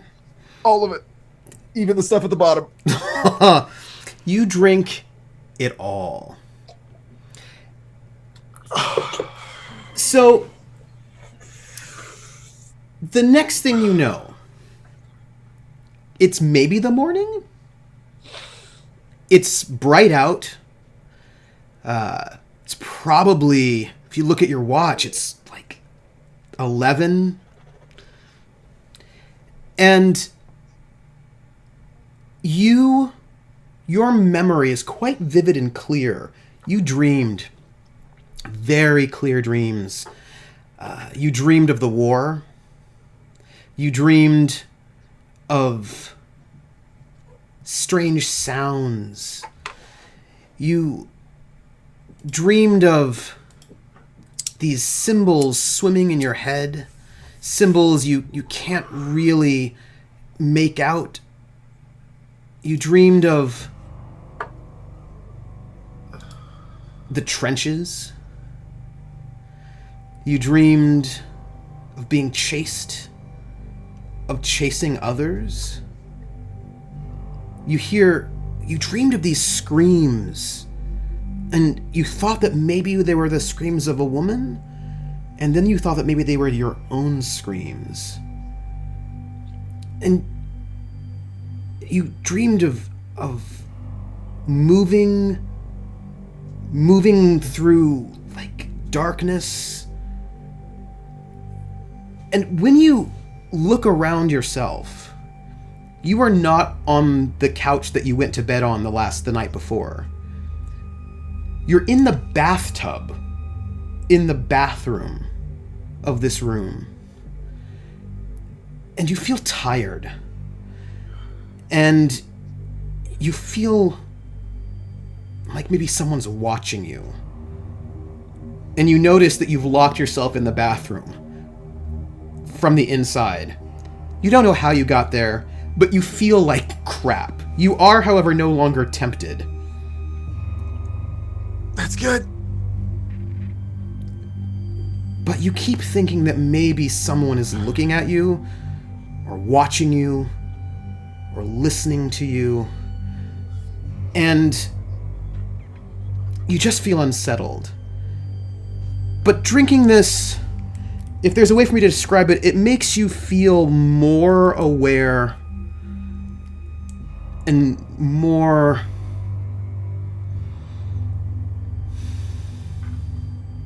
It's like you can feel things a little bit better.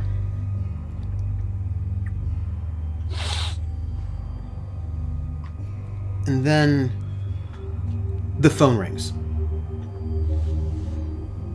And it keeps ringing. You can hear it in the room outside. Dex stands up and walks over to the phone. Or walks over to the door. Puts his ear up against it a little bit to listen. The phone, it keeps ringing. Nobody knows you're there. Why is it ringing like that?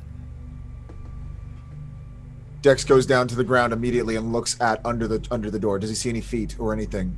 Can he see anything? Maybe you see something? Or maybe that's just a trick of the light? I'm sure it's fine. I mean, you don't hear anything, do you? No, maybe you hear something. No, you don't hear anything. Dex is reaching for where he used to keep his gun. It's not there. He doesn't carry a gun anymore.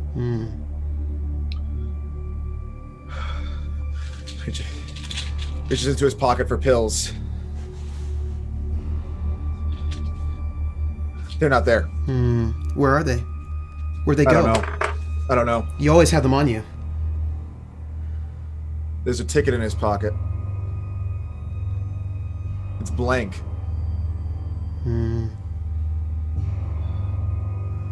He touches his hand up against the door. I'm assuming it's kind of a glass doorknob. Twists it slowly as to not make any sounds.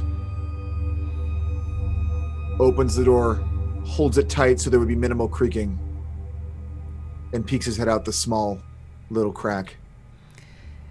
It creaks so loudly, or maybe it's just in your ears. Everything, it's like you can hear everything. You know, it's like your senses are just a little bit more heightened. And you open it, and it is so bright. It is so bright out there.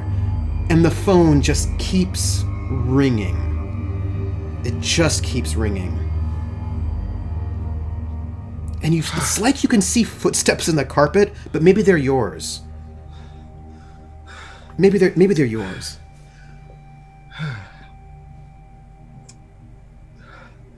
Dex walks over to the phone, puts his hand on top of it.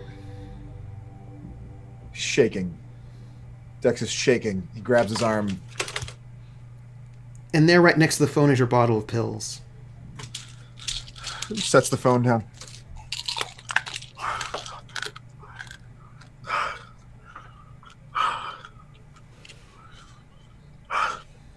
Picks up the phone. Hello? Mr. Raymond? Who's this? It's me, Marshall Daly.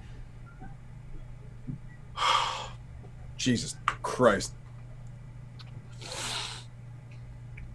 Sets the phone down. Mr. Raymond? You can hear as the phone is down on the table. It still feels like you have these heightened senses, but the buzz is wearing off a little bit. Yes, Marshall. I assume you didn't mind the accommodations? I think there are cockroaches in this apartment. No, there are definitely cockroaches in this apartment. I just am calling because you've had a couple of... somebody's been calling here a couple of times, and they said you're supposed to call them. Who's called? A Ricky Vargas called a couple times. Shit.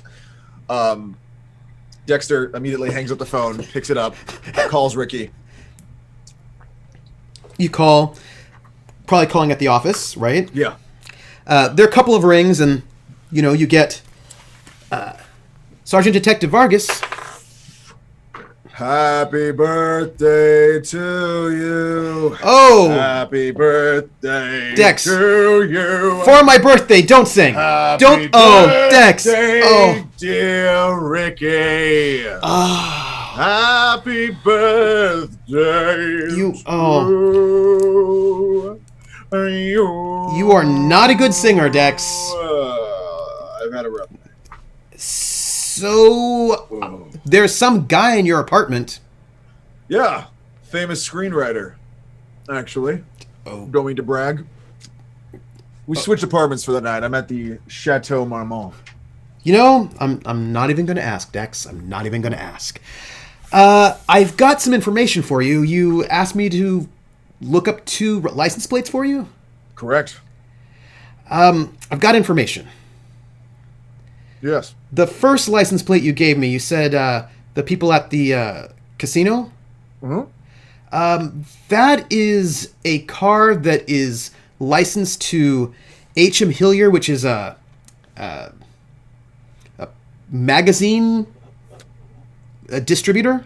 It's a magazine company. What's the name of the company? H.M. Hillier. H and Hillier? H.M. Hillier. H.M. Hillier. Pardon me, my hearing's going in my old age. No, it's fine. Now, you have Streetwise, yes? Yes, I do. Do I know that name? You do know the name. You know that H.M. Hillier's is... it's a magazine place, right? It's a magazine distributor. But you also know that magazine companies... Sometimes you need a little bit of muscle to get people to take your stuff and not your competitor's stuff or work through you. But you also have heard rumor that there have been perhaps an East Coast mob presence at that magazine distributor. It's perhaps the front for the new East Coast mob. Uh-huh. So if that message was from the East Coast mob, it makes sense that that magazine distributors is probably the place where they're holed up. So, H.M. Hillier. Looks like they have some mob ties after all. Well, they're not ours. Not mine, of course, but they're not the syndicate. Well, does that mean you can actually do something about them? Not without probable cause. How about bombs? That was the car fleeing the scene of the crime. I bet a lot of other witnesses would corroborate that evidence with me. So, there's a freebie on the house from Dexter Raymond. Don't say I didn't do anything for you. Happy birthday. Thank you. Thank you, Dex. You're welcome. The other one was, weird. Dex drops the phone for a second and doubles over. Dex?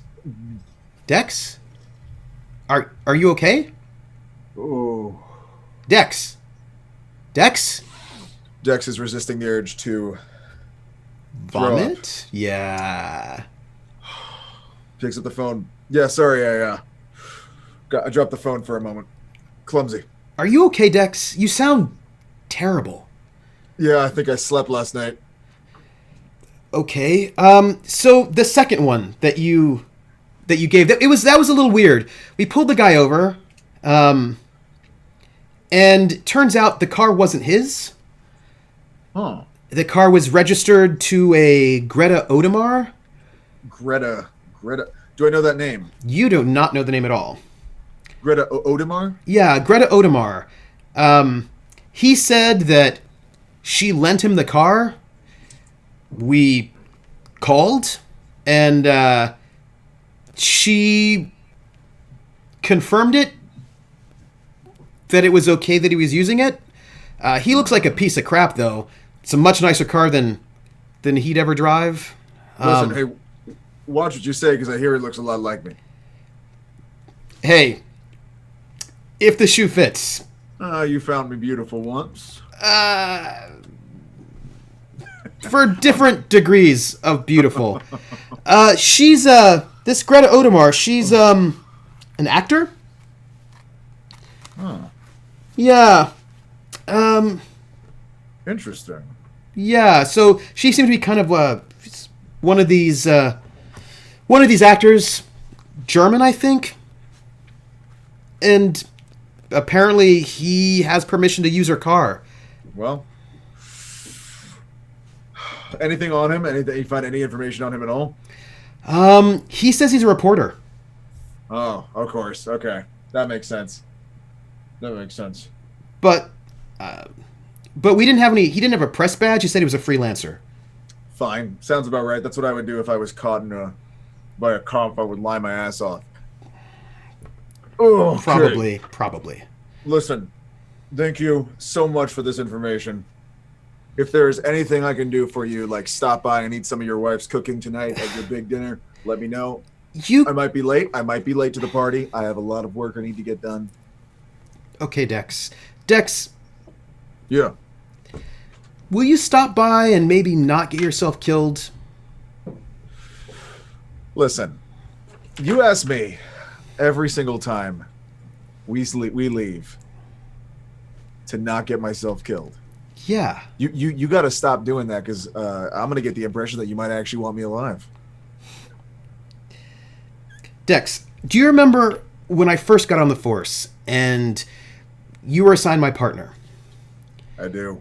And there was some dirty cop that was taking a bribe, and I saw it, and I wanted to go to his boss, and you told me not to go to his boss because his boss was the one that was in on it. Remember that? Yeah. And you saved my life that day because I was about to talk big talk and get myself in trouble. I owe you, Dex. I wouldn't be the police officer I am today if you hadn't been out there looking out for me all the time. And I'm always going to be here for you, Dex.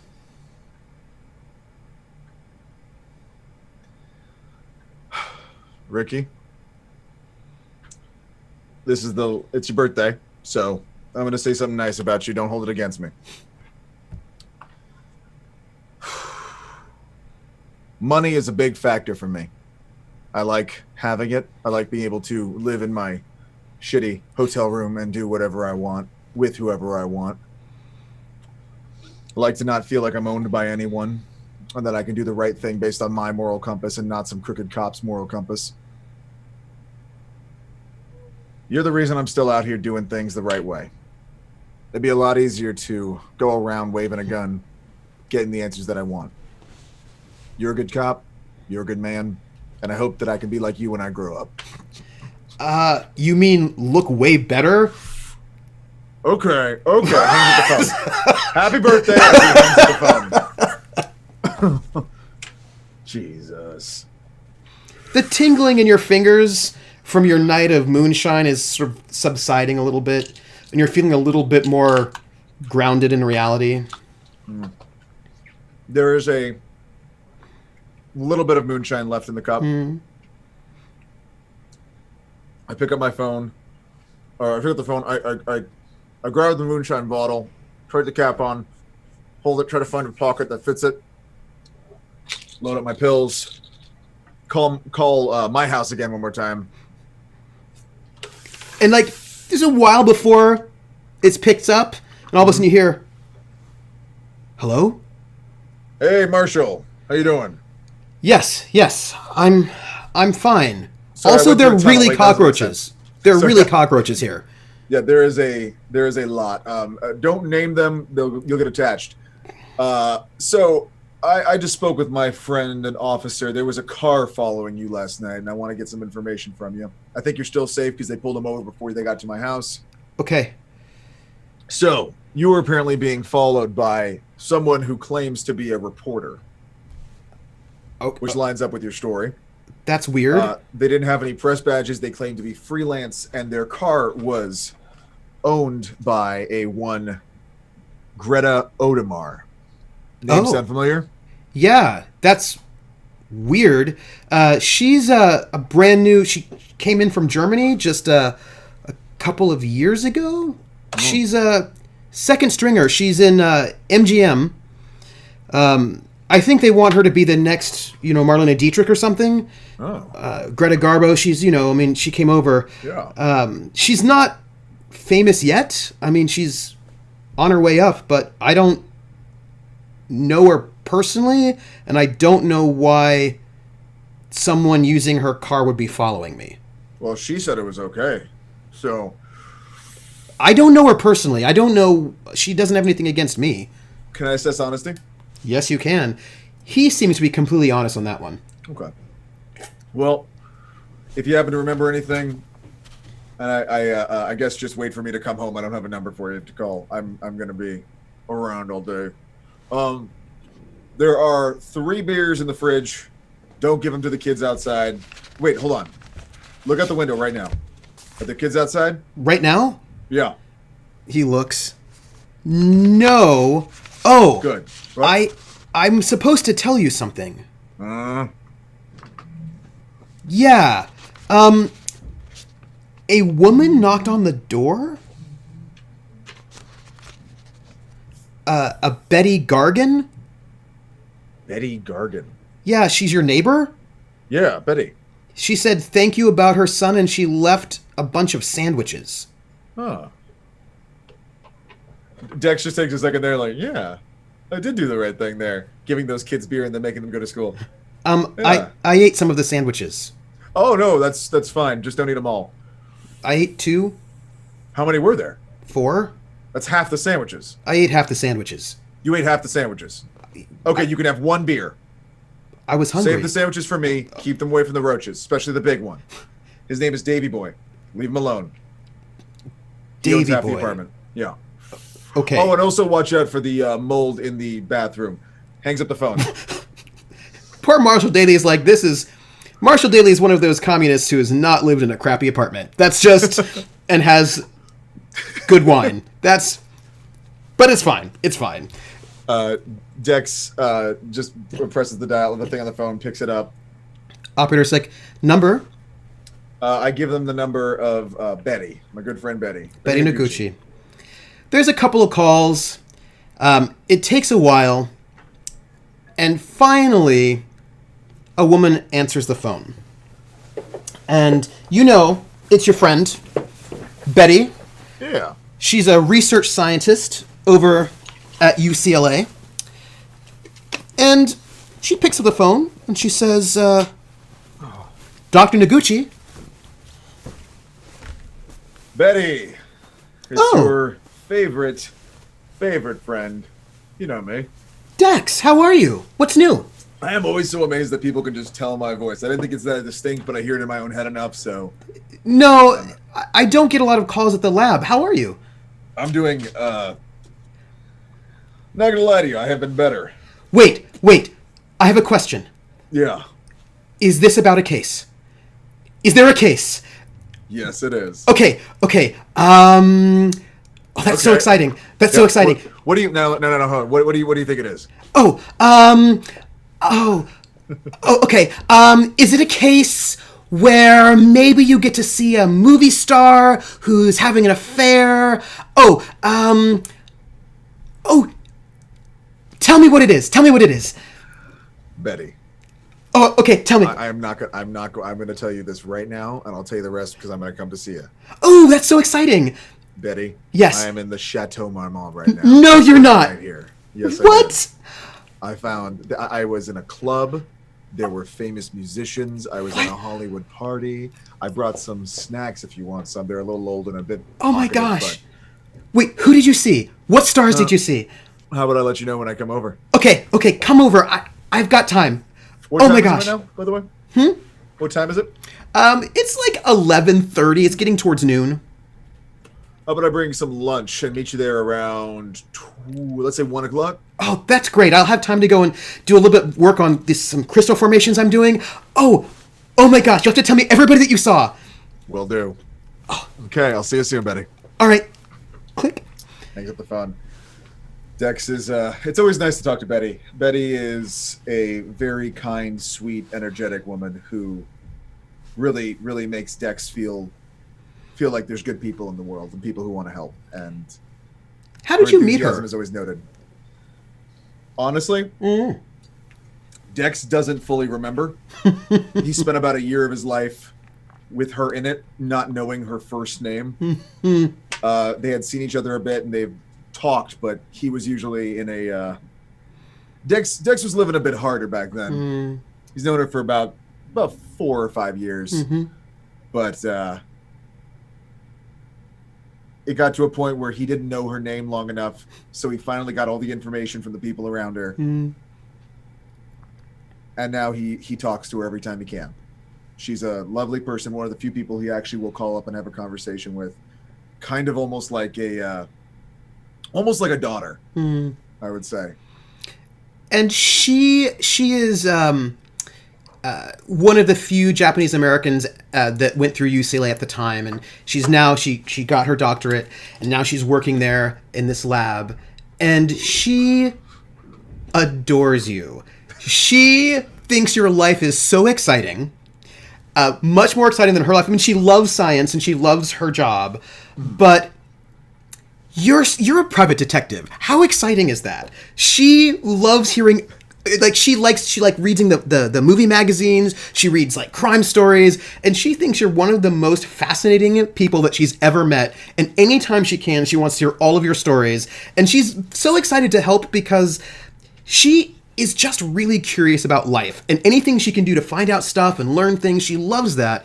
And you know, she's got a family that is her parents are a little bit more conservative and they want her to have a more traditional life, but she is just full of ambition, and knowing someone like you gives her life a little bit of that excitement that she lives for, and she just thinks you're really cool. Dex makes a note to stop by his apartment to get those really nice sandwiches so he doesn't have to buy lunch. He likes her, but he doesn't have money, so he hasn't got paid for this job yet. That's another taxi, you know. Yeah, Dex is taking a taxi home, but luckily he's in the Chateau Marmont. Yes. So what he's just now. Let me ask you a question. Oh yeah. How many cars does Marshall have? Marshall has one car. Damn it. Okay. I was going to see if I can grab one of those. But I do look around. I grab the mason jar, which is already pocketed. Mm-hmm. There's a small grocery bag that he has by the door. I grab one of them and put a couple nice bottles of things in there. Nothing too fancy. The stuff in the back. It's fine. The stuff in the back behind the fancy stuff. So you might go missing a little bit. And as you're going through his stuff, you notice like the Communist Manifesto tucked back where you go and to get those bottles in there. And a number of his books under the name Max Vale Daly. There's like a whole sort of slew of these sort of trashy, formulaic crime horror novels. A number of these screenplays. He does a number of westerns. If you flip through them at all, you would notice that there's the old ones are sort of what you would think of, but if you sort of flip through them, you'll notice that there's sort of subtle anti-Nazi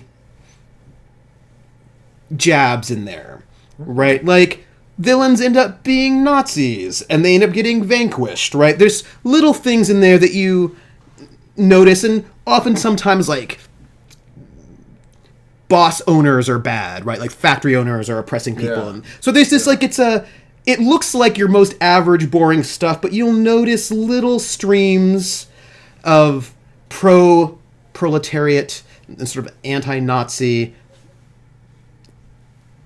themes in them. Subtle, but just worked in there here and there. Dex looks at one particular script that has a lot of little red pages and little red ticks in there for notes. Takes a look at it while getting a drag on a cigarette. Folds it and puts it in his pocket. He gets bored sometimes. Takes a lot of taxis, so he needs something to ride. Dex grabs everything he can, puts it in a bag, walks out the front door, locks the door, takes a second to think about what happened in that room. Does he still feel any of the after effects? It's all sort of coming down a little bit. I mean, you're still a little bit paranoid, but whatever it was, it seems to be gone. So when he locks the door, the click happens. And it's almost as if the hallways on the side of him he realizes the space of the open world that he's in now. He takes a deep breath, turns around, and walks walks to the elevator, presses the button.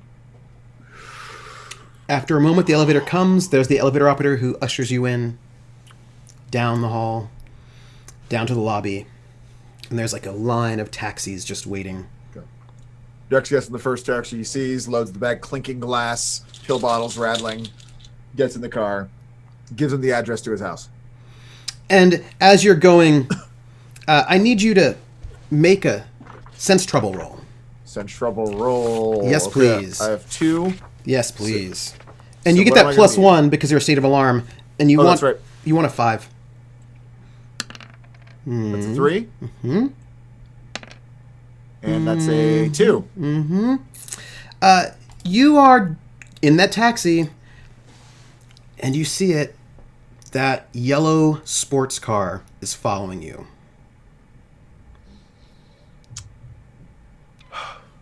It's following you. Dex tells the driver, turn right here, really quick. Right. Oh, yes, sir. Like, whoosh, pulls off. Dex takes a look behind him. The yellow car is following you. Dex turns around in his seat and just looks right at the driver. There's a guy. He looks a little weirdly like you. Not a whole lot. He looks maybe in his 30s, late 30s, rather than the misery that you look.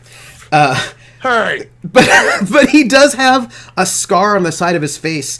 But he's sweaty, and he looks a little... He looks like crap, but in a different way than you do. He looks sort of sweaty, cheap, and intent. And he's just following you, and he doesn't seem to realize that you realize that he's following you.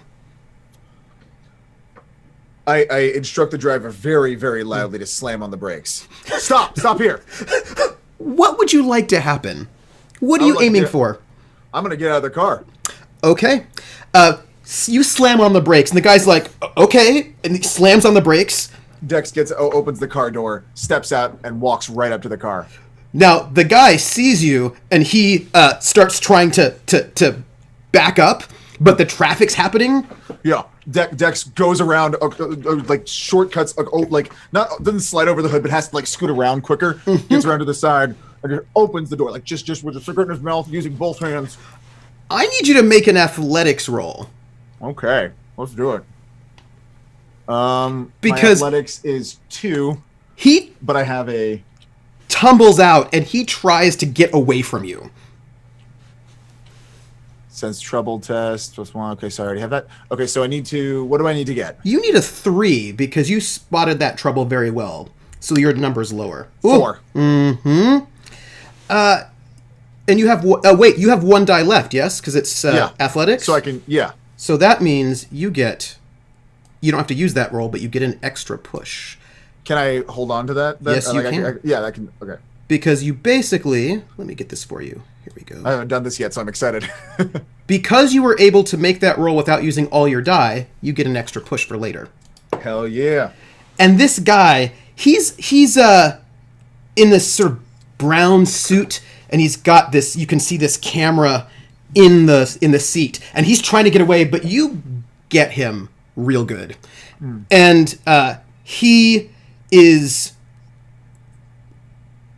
shocked that he got caught, that he got made, and he's shocked that you have him, and he's clearly discombobulated. And he's like, get off of me! Get off of me! Pull him out of the car, put one hand against his chest, his collar up against the car, reach inside the car, grab the camera. There's like some horn honking because you're in the middle of the street. Hey! Business! Move around! Go around! People start going around. Thank you! Thank you! And he like Don't squirms. flip me off. Jesus, people. It's the 30s. Okay. What are you doing? What do you think you're doing? I'm a You're reporter. following me. You're a reporter. Yes. What's your name? Franz Spielmann. Okay. Why are you following me? I'm just a reporter. Just doing a story. You know what you sound like? A liar. Telling me a lie. I'd like to assess honesty. Yeah. That's not true. Like that. There now, the reporter part may be true, but it. Okay, I pull up my fist immediately. What does he do? He flinches. Loose my hand. Go on the camera. I don't know a lot about film, but I'm pretty sure that if you open up this part, the sun's going to ruin whatever you got in there. So, I'd say you be a little more honest with me, or this is going to happen. And look, we're in broad daylight in LA. People are not stopping for you. You got to tell me what I want. Give me a. Would you spin that push? That it's clearly an intimidation push. Yes. He says, "Okay, I'm just a reporter, and I'm Liar. doing. No, I'm doing a story. I'm just doing a story on communists. Just it for the freelance paper, making a story on communists. But you clearly are not a communist, so you're all-blooded, true American." Why were you following me? Because you were associated with this Marshall Daly in his house, and he's a communist, and I'm just doing a story on communists. Hey! You've been following Marshall Daly? Yes. Just... Listen here. I'm going to use cop talk. Mm-hmm.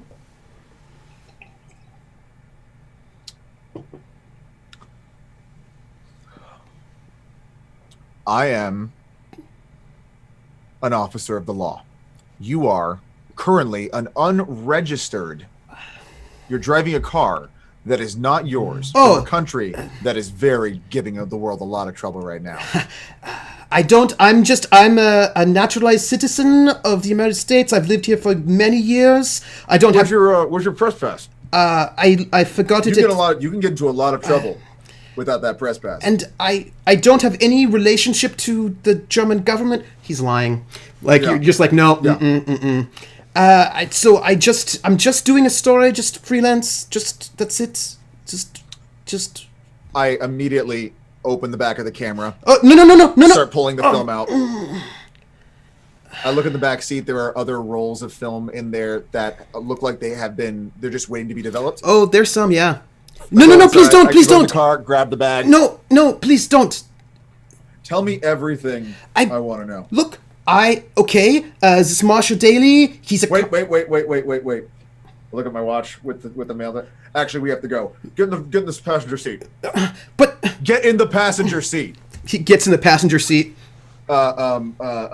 Dex goes around. He's the other very car, red-faced. the taxi, grabs the bag out. Sorry, man. Gives him some change. Gets in the car. Starts the reporter's car. It's a nice car. No. It's a nice car. Woo! Way nicer than this guy could afford. Okay. So we're gonna go for a little ride. I got some errands I gotta run. You're gonna tell me everything I need to know. Sound good? You're not going. You don't have any say. I just need a yes. For my self-esteem. I need to know that you want to go on a ride with me. Yes. I put the cigarette on the very nice interior of the car.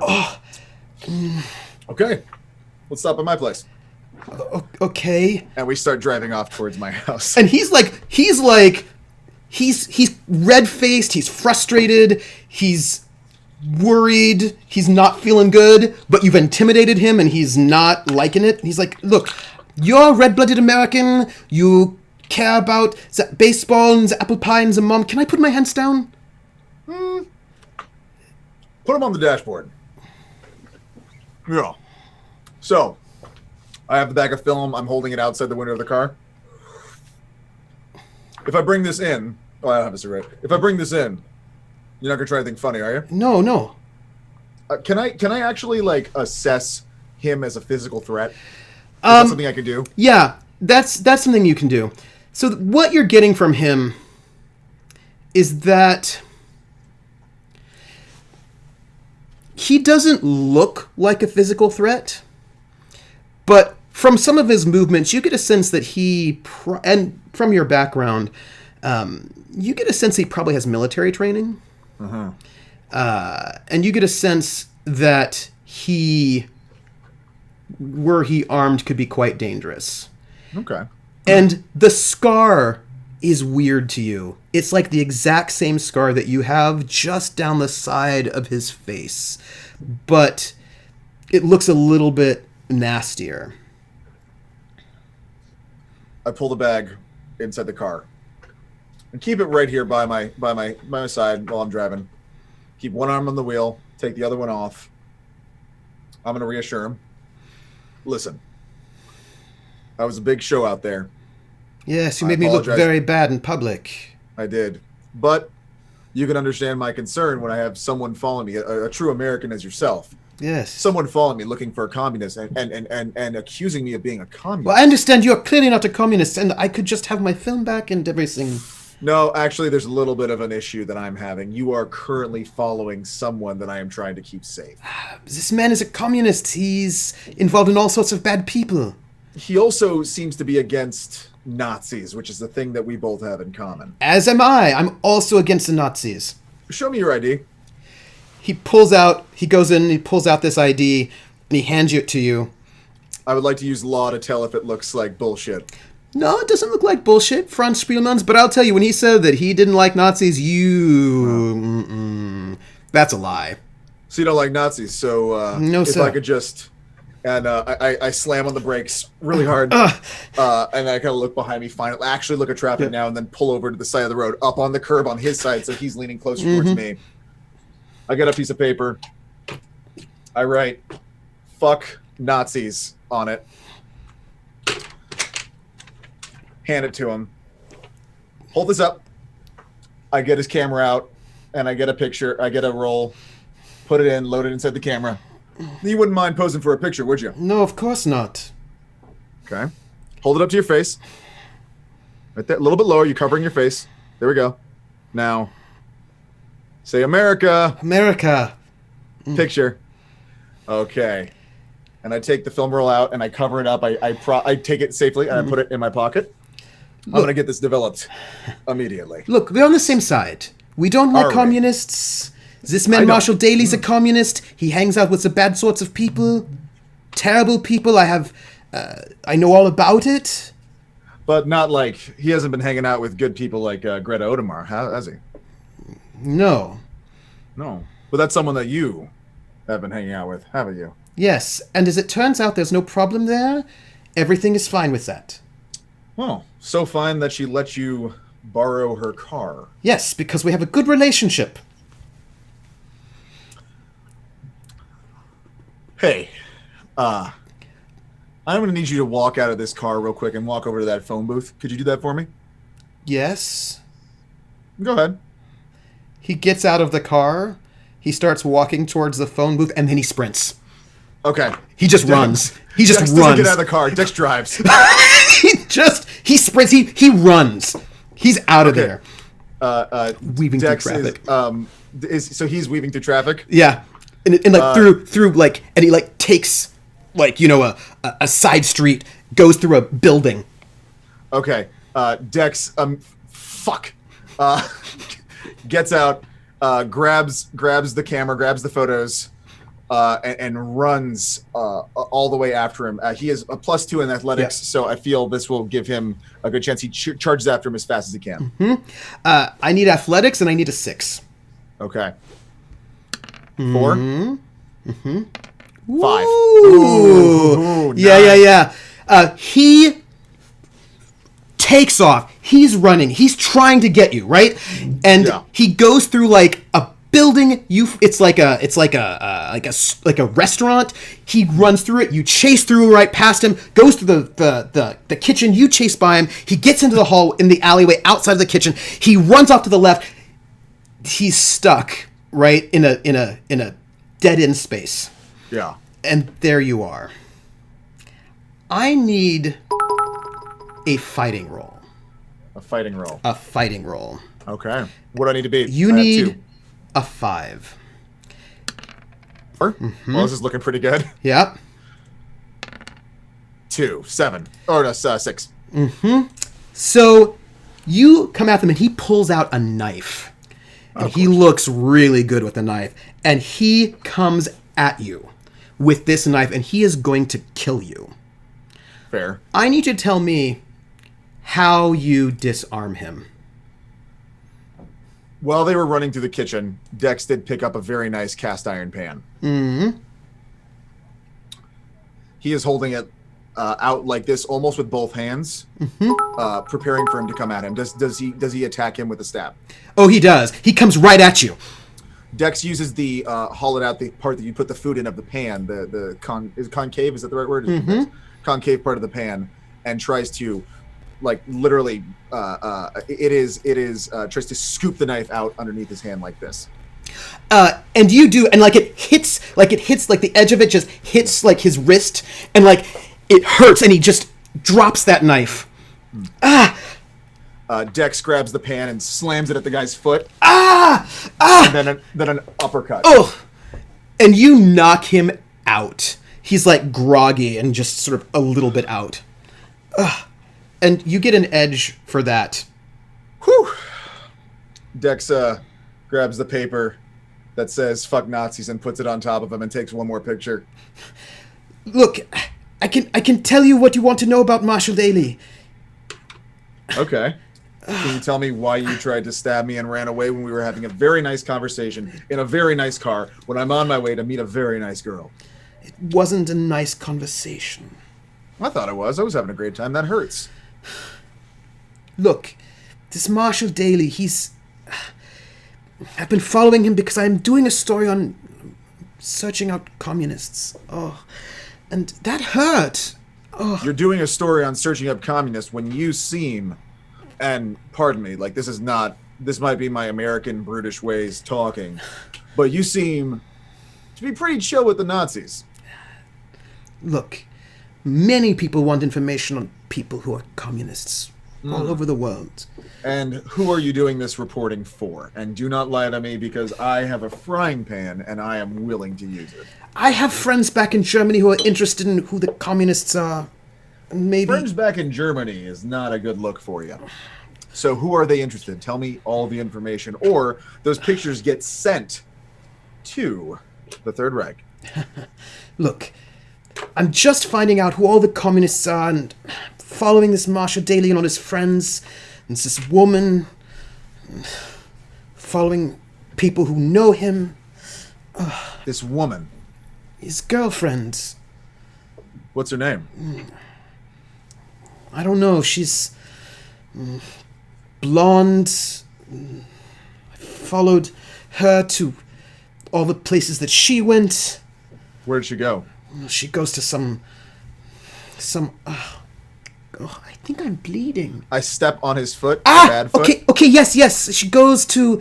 I saw her in this casino with some gangsters, and then I saw her in a hotel with a man who her name was Helen Deacon was her name. I think she must also be communist. And then she was hanging out with this gangster who I asked around was this Whitey Alexander. Then I saw her in this hotel with Phil Block. Phil Block. Yes, yes, very dangerous man. If you go see him, you should maybe take a gun because he's very dangerous. Dexter actually cannot hide the look on his face. Like, what? Really? that part seems to be not true at all. So you don't know he's telling you this one, but weird. I mean, you want to make yourself look better, I guess. I don't know what he's trying to do. Okay. So I think that this is all maybe part of this communist cell or something, but when I realized there were maybe gangsters, I didn't want to be involved in that. I just am trying to find the communists. I don't care for gangsters. It's dangerous. So, now that I have you in this position, I have two more questions for you. Okay. Greta. Yes? What do you have with her? And be honest with me, because, again, and I swoosh down on his foot a little bit as I light my cigarette. She's helping me out. She's giving me a place to stay, giving me her car. I can stay in her guest house. Does she have anything to do with your employers? No, not exactly. Not exactly. So that means yes. Tell me everything. It's more like I have photographs of her, and if she doesn't want them put out, then she lets me stay in her house. Okay. Well, Dex dumps the bag of film out and just starts stomping on it. Hey, Stomping. no, but this- stomping. Just really just like, I mean, like full on, like just jumping up and down like this. Very ridiculous. People are passing by, I would assume, like kind of walking by. Hey, don't mind me. Look, I've been collecting those photos. Those... Grabs up the rest, starts ripping it.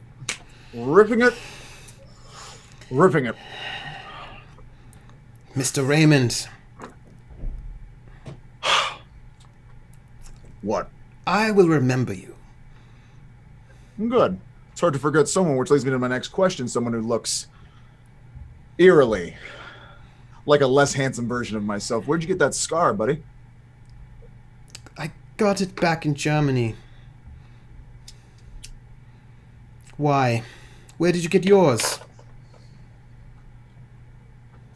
Dex takes a long puff of a cigarette, leans down to him, takes off his glasses so the scar is completely visible. We're not that close yet. Grabs the keys again. Or he had the keys. He picked them up. He dropped them. Keys. No. I don't want you bothering Greta anymore. If there's any film, destroy it. I'm going to take the car back to her place. And if I see you, and I will have my people watching you. And if they see you, you're going to have to worry about something a little more heavy firepower than frying pans. You hear me? Because I won't forget you either. Okay, Mr. Raymond. Dex picks up all of the film that he'd ripped up, throws it out the window into the sun, walks by, steps on his ankle one more time. Ah! Take care of yourself. He's seething at you. Good. I take his knife. I feel like you just punched a Nazi. Yeah, I just punched a Nazi, so I feel like I should get an extra point. You get back to Greta's car, and he's left in the alley. His ankle busted, his face busted, and there's like a little bit of blood. Dex sits down in the front seat of the car, and is just like, I think this is the first time he actually feels just like he feels absolutely like death. The last night was the first time he had slept in a very, very long time, and it was not a restful sleep. He feels like he was awake 2 days longer than which is his record, honestly, almost 7 days without sleep. Oh. He actually looks over at that payphone, walks over to it, calls Betty. Dr. Noguchi. Hey, Betty. Oh, Dex, will you be here soon? Running a little late. Had a Nazi to punch. Oh. I'll tell you all about it though. I brought you a souvenir. Oh, okay. Yeah. I don't know. I have to run by my place. I'm gonna pick up dinner or pick up lunch for you. Do you like American beer? Yeah. Okay, I'll make sure to bring one for you. Okay. Okay, I'll see you in about, let's say 2. Okay, 2:00. Okay. Thanks, Betty. See you, Dex. Hangs up the phone before he hears the "see you, Dex." He hangs up the phone before she says, "Oh no!" He hangs up the phone. Just kind of like smiles a little bit, and just then again feels all of the pain in his very old body, and kind of limps, but this time for real, over to the car. Gets back in and drives back to his house. In a nice car. In a very nice car. Very nice car. He's going to drop it back off eventually. Right. And of course, eventually, you can find her address in the registration, which is in the glove box. Which he actually does grab and pocket. So you know where she lives. Marshall, when you get there, is not in. Dinah says that he went off to go get some food. The sandwiches. The nice young man went to get some food. And you have these 2 sandwiches there, you can see him. He's set up the typewriter in your home, and there's some pages of manuscript. It seems like he's trying to write the great American novel, perhaps, about, living in like the real world and like the hard times. And you're like, he seems to be inspired by your lovely apartment. And Very colorful. Very colorful. And you can take those sandwiches all the way to the lab. I would like to, before I do that, I would like to get those sandwiches in a nice little box.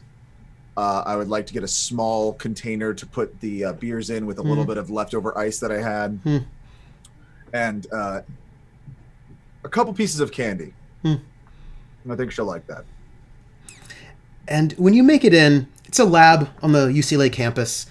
And you know where the lab is. You've been there multiple times. And when you come in, you see her, and she doesn't notice you at first because she's sort of in her science, right? She's looking through her microscope, and there's like a little bit of jazz in the background, and she's just working, and it takes her a bit of time before she even notices that you're there. And then she sees you and she goes, Shit. Dex! Hey, Betty. Hey. And Dex realizes he's smoking, and he puts it out. Oh. He puts it out. He doesn't want to. Sorry about that. I think I might have some new ideas about crystal formations. So, tell me what's happening. Have a seat. Sits down, pulls out a big old knife. Oh. I got this from a Nazi that I punched on my way to you. What? Yeah, Nazis here? Nazis here. I know. What is this country coming to? Can I have it? Yeah, be careful. It's sharp. You deal with sharper objects than I do on a Yes. daily basis, but And she looks at it and she goes, "It's a switchblade. Oh. This is so exciting." And then she puts it up. She's got on her desk. She puts it there, and right next to it, there are 2 or 3 other souvenirs that you've given her.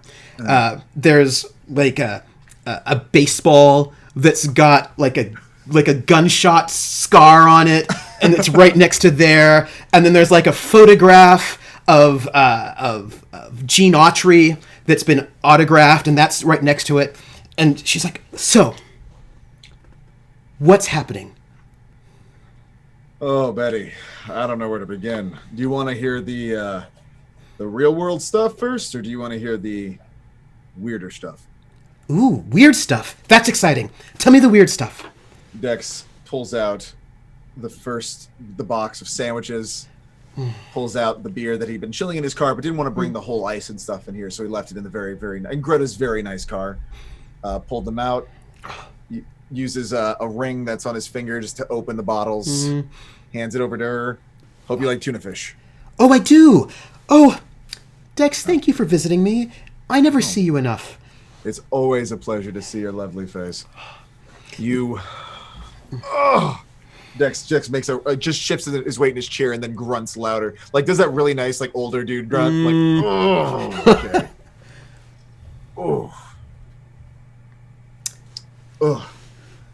So, pulls out a mason jar. Ooh. Mason jar's got a little residue on it. It's got some, the writing on it. I found this in a big Hollywood screenwriter's apartment. What is it? It is what he believes to be moonshine. Oh. However, there were some weird effects. Huh. And I wouldn't come to you with this if I didn't believe that there was something here. I can do analysis on this. Oh, this will be fun. Before you do this, I know this might sound a little crazy. When I first tasted it, I saw some things. Okay. Memories that weren't mine. Sounds that weren't there. And patterns on my eyelids. Dex. I know it sounds crazy. I do. That Dex sounds crazy. Reaches for the beer. Takes a drink of the beer. And she picks it up. I bet I could dust for fingerprints. Go ahead. Absolutely. Yeah. I'm... Okay. And then she's like, "Eat your sandwich." Dex is gonna light another cigarette, but then realizes he's near all the chemicals in the office. Okay. And she goes off, And she's going to sit there for a couple of hours, just sort of going through things and sort of having just a fun time with it. And when she comes back, after a while, she's like, okay, so this is what I have for you. One, I have these sets of fingerprints, which I can give you, and perhaps you can take them to some of your contacts for checking. That's fantastic. I am seeing four sets of... 4 sets. 4 sets? That's what I can make out here. So, about this. This is, are you ready? Moonshine. Nothing else? Oh, well, first off, it's moonshine. Who does that? I know. Right? What's the point? You can go buy pretty much anything you want. Yes. Also, however, it's a little strange. It's mildly hallucinogenic. That would explain some of the weirder things I've been seeing. I think it has something to do with the distilling process. Nothing too... I mean, it's a little bit odd, but mildly... And also, I noticed some particulates. Sand. Sand? Fine. So, all right. So this is what I noticed. A little bit of sand, but not beach sand. Probably the desert. Also, it seems like there was some steel filament, like perhaps from a car. So it's mostly moonshine, but this is not... This little steel residue is not from the distilling process. It looks like it was probably made in a place where you might have maybe like a car place, perhaps, and also maybe in the desert. So this is desert. Mm-hmm. This is hallucinogenic desert moonshine. Mildly hallucinogenic. What if you drank the whole bottle in one sitting? Oh, in one gulp. That I wouldn't recommend. Then you'd probably be really... Yeah, don't do that. I hate to break it to you, but... Tex! I know. I am a problem. I hope you're okay. I've been feeling things, like, heightened. But that, again, just might be the sand, all the sand. Oh, yeah, a little weird. Don't do that again. This is a sort of a sipping... Well, really, you just shouldn't have the moonshine. It's a little toxic. But other than that, it's not going to hurt you in any way. Oh. The only thing it would do is, like, just make everything a little bit more vivid, because it's, again, mildly hallucinogenic, not particularly clean. Whoever made it in some kind of, I would say, kind of a dirt, not a lab space, not a clean lab. Okay. Well, thank you. Oh, my pleasure. I appreciate it. I will drop by after I finish. I have to go talk. I have to get these fingerprints to the office. Oh, right. I have a question. Yeah. How is this moonshine connected to your case? So tell me. Just tell me. Come on. I want to know. There is okay, I'll give you a little bit. You get part of the story now. Yes. And then part of the story next time. Yes. I will bring a full dinner. We will sit down and we will talk not only about all of the details of this case, but we will talk about all of your life, because I want to hear what it's like being the most exciting scientist in town. Well, some people are giving me trouble for being Japanese American. Tell them to fix their hearts or die. I've never even been to Japan, but you know how politics are as they are. But that said, I just got a grant, and I think I've got some really cool new ideas. About the crystals that you were talking about. Yeah. I think maybe I can do something with radio, but I'll tell you about that later. Tell me about the moonshine. I look forward to hearing about that. Thank you. Oh, you're welcome. I think it'll be good. Congratulations, and if anyone gives you trouble, you know the kind of trouble I'm talking about, let me know. Okay? There's no shame to tell. And also my parents want me to get married. Okay, but that's just what parents are like. Yeah. I remember that time. You'll find someone if you want, but if you don't, there's no shame in that too, because you do you. I'm Take just a care of little yourself. busy. That's all. Do your thing. You are the okay. Out of all the scientists in this big damn city, why do you think I keep coming back to you? You're the smartest, you're the toughest, and you know that you know that you're a good kid. Thanks, Dex. So, Bet. what's the moonshine have to do with it? Birdie, let me tell you. I was at the Chateau Marmont where I had to check out a big-time Hollywood screenwriter. That's amazing. They had some ties to Tell me. Tell me. Tell me. The Communist Party. No communists? They were being followed Okay. by a member of the Nazi Party. This is crazy. Trying to out them with secret photos, and they were also blackmailing a German actress. So I currently have their stolen car outside of this. I didn't even go. I didn't go that far enough. The reason why I was going after Marshall Daly, the screenwriter, because I was at the Allegria Lounge, checking out the Syndicate. Oh my gosh.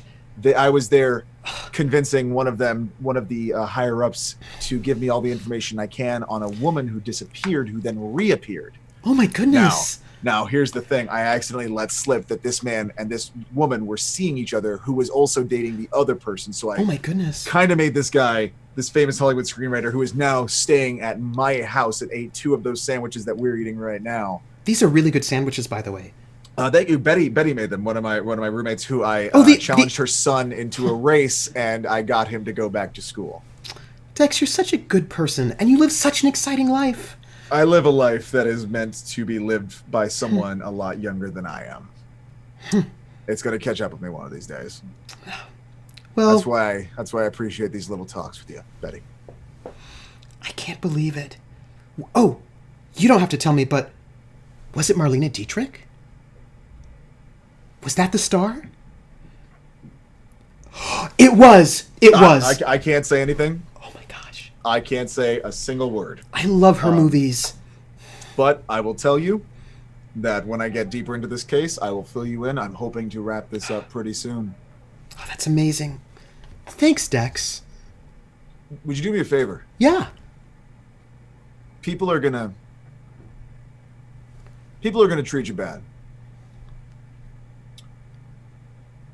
And I know it doesn't mean anything to say don't let it get to you. But just remember, when it gets hard, you have friends. You're better than pretty much everyone I know. And you're going to change the world. Thanks, Dex. I got to get going. I need a cigarette, and I'm almost out. So Those aren't good for you, you know. Keeps me going. You should see a doctor. I do need a refill, so maybe. That's not what I meant. I'm sorry. Don't you worry too much, Betty. I know, but thanks. Hey, I'll bring you something nice next time. Maybe a big time Hollywood screenplay that hasn't been released yet. How would you like that? I would love that. That would be amazing. Actually, hold on. What? Pulls out the screenplay that he took from. Okay, so you can't tell anyone where you got this. Okay. Okay, here you go. She takes it. Marshall Daly. Yeah. Okay, take care of yourself. And you leave her in the lab as she's looking over this screenplay. And you're pondering, what does it mean that Helen Deacon was seen with Phil Block, the accountant? What does it mean that you have this moonshine that's mildly hallucinogenic and was maybe made somewhere out in the Mojave Desert? Maybe in a garage of some sort. And then you wonder, hopefully Greta Odemar will be all right after you have threatened this creep. And then you wonder about the Order of the Argent Light. What exactly has Helen Deacon been up to? But that will be for next week in our thrilling conclusion of Cthulhu Confidential. I want everything. You can't have everything. You can't have it. You can't have it. You look good in that lab coat, by the way. Oh, thanks. That's my Betty Noguchi lab coat. Thank you, everyone, for being here. It has been excellent to have you all here. It is much appreciated. And this Nazi punching was brought to you by Drunkly Romantic. I'm very happy I got to punch a Nazi finally, especially in a campaign. Let's go to this. Let's go to the blue. I like the blue. Let's go to the blue. Do we have any donations for the second half of the... Yes, I believe we do. What? Oh no, I dropped everything on my desk. It's fine. Nothing. You're seeing behind the curtain. It's fine. Behind the curtain is my messy room. So where are we at? There we are. So aside from the lovely bits, I appreciate all. There was a little bit of a bit storm happening. Bitstorm. I'm gonna include the bits because it was very nice. Kick his ass, Dex. Thank you so much, Volps. And Denu 28 was leaving and wishes us good luck. So I appreciate that. But we do have a donation from the lovely Deceptive Mirror. Ooh, Deceptive Mirror for $24.31. Thank you, Deceptive Mirror, for that. Ever need a quick escape from a bunch of people bent on your destruction? Try Moonshine. It's a jetpack in a glass, effectively with 10 seconds of consumption. Hashtag Team Even. Thank you so much, Deceptive Mirror, for that. That was lovely. Appreciate you. Love you. Thank you, Deceptive Mirror. Thank you so much. So this has been GeekSpaceTV Presents Cthulhu Confidential, The Fathomless Sleep, Part 2, starring as Dex Raymond, Hard-Boiled Private Eye, Drunkly Romantic. Hi, that's me. And Hi, that's me. As your... I'm Drunkly. It's Mario. It's Mario. It's my voice. It's Mario. Dexter Raylan. I'm so sorry. What am I doing? Please talk, Trooper. I'm going to leave. And I am Trooper SJP, your GM for this evening. Come join us for the thrilling conclusion of The Fathomless Sleep next Friday at 7 o'clock. Please, if you might, support our Seed and Spark campaign. It closes on Monday. That helps us. Literally, it ends in just a day and a half, basically. Day and a half. To give us so we can have more quality content.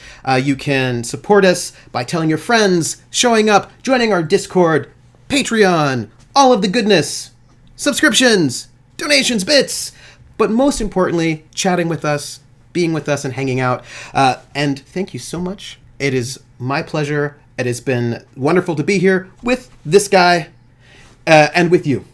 So thank you, everyone, and let us find out next week when we answer the questions. What's up with that moonshine? Why was Helen Deacon with the accountant? What's going on? Phil Block. As always, take care, everybody. Have the best of evenings. Mwah. Cheers.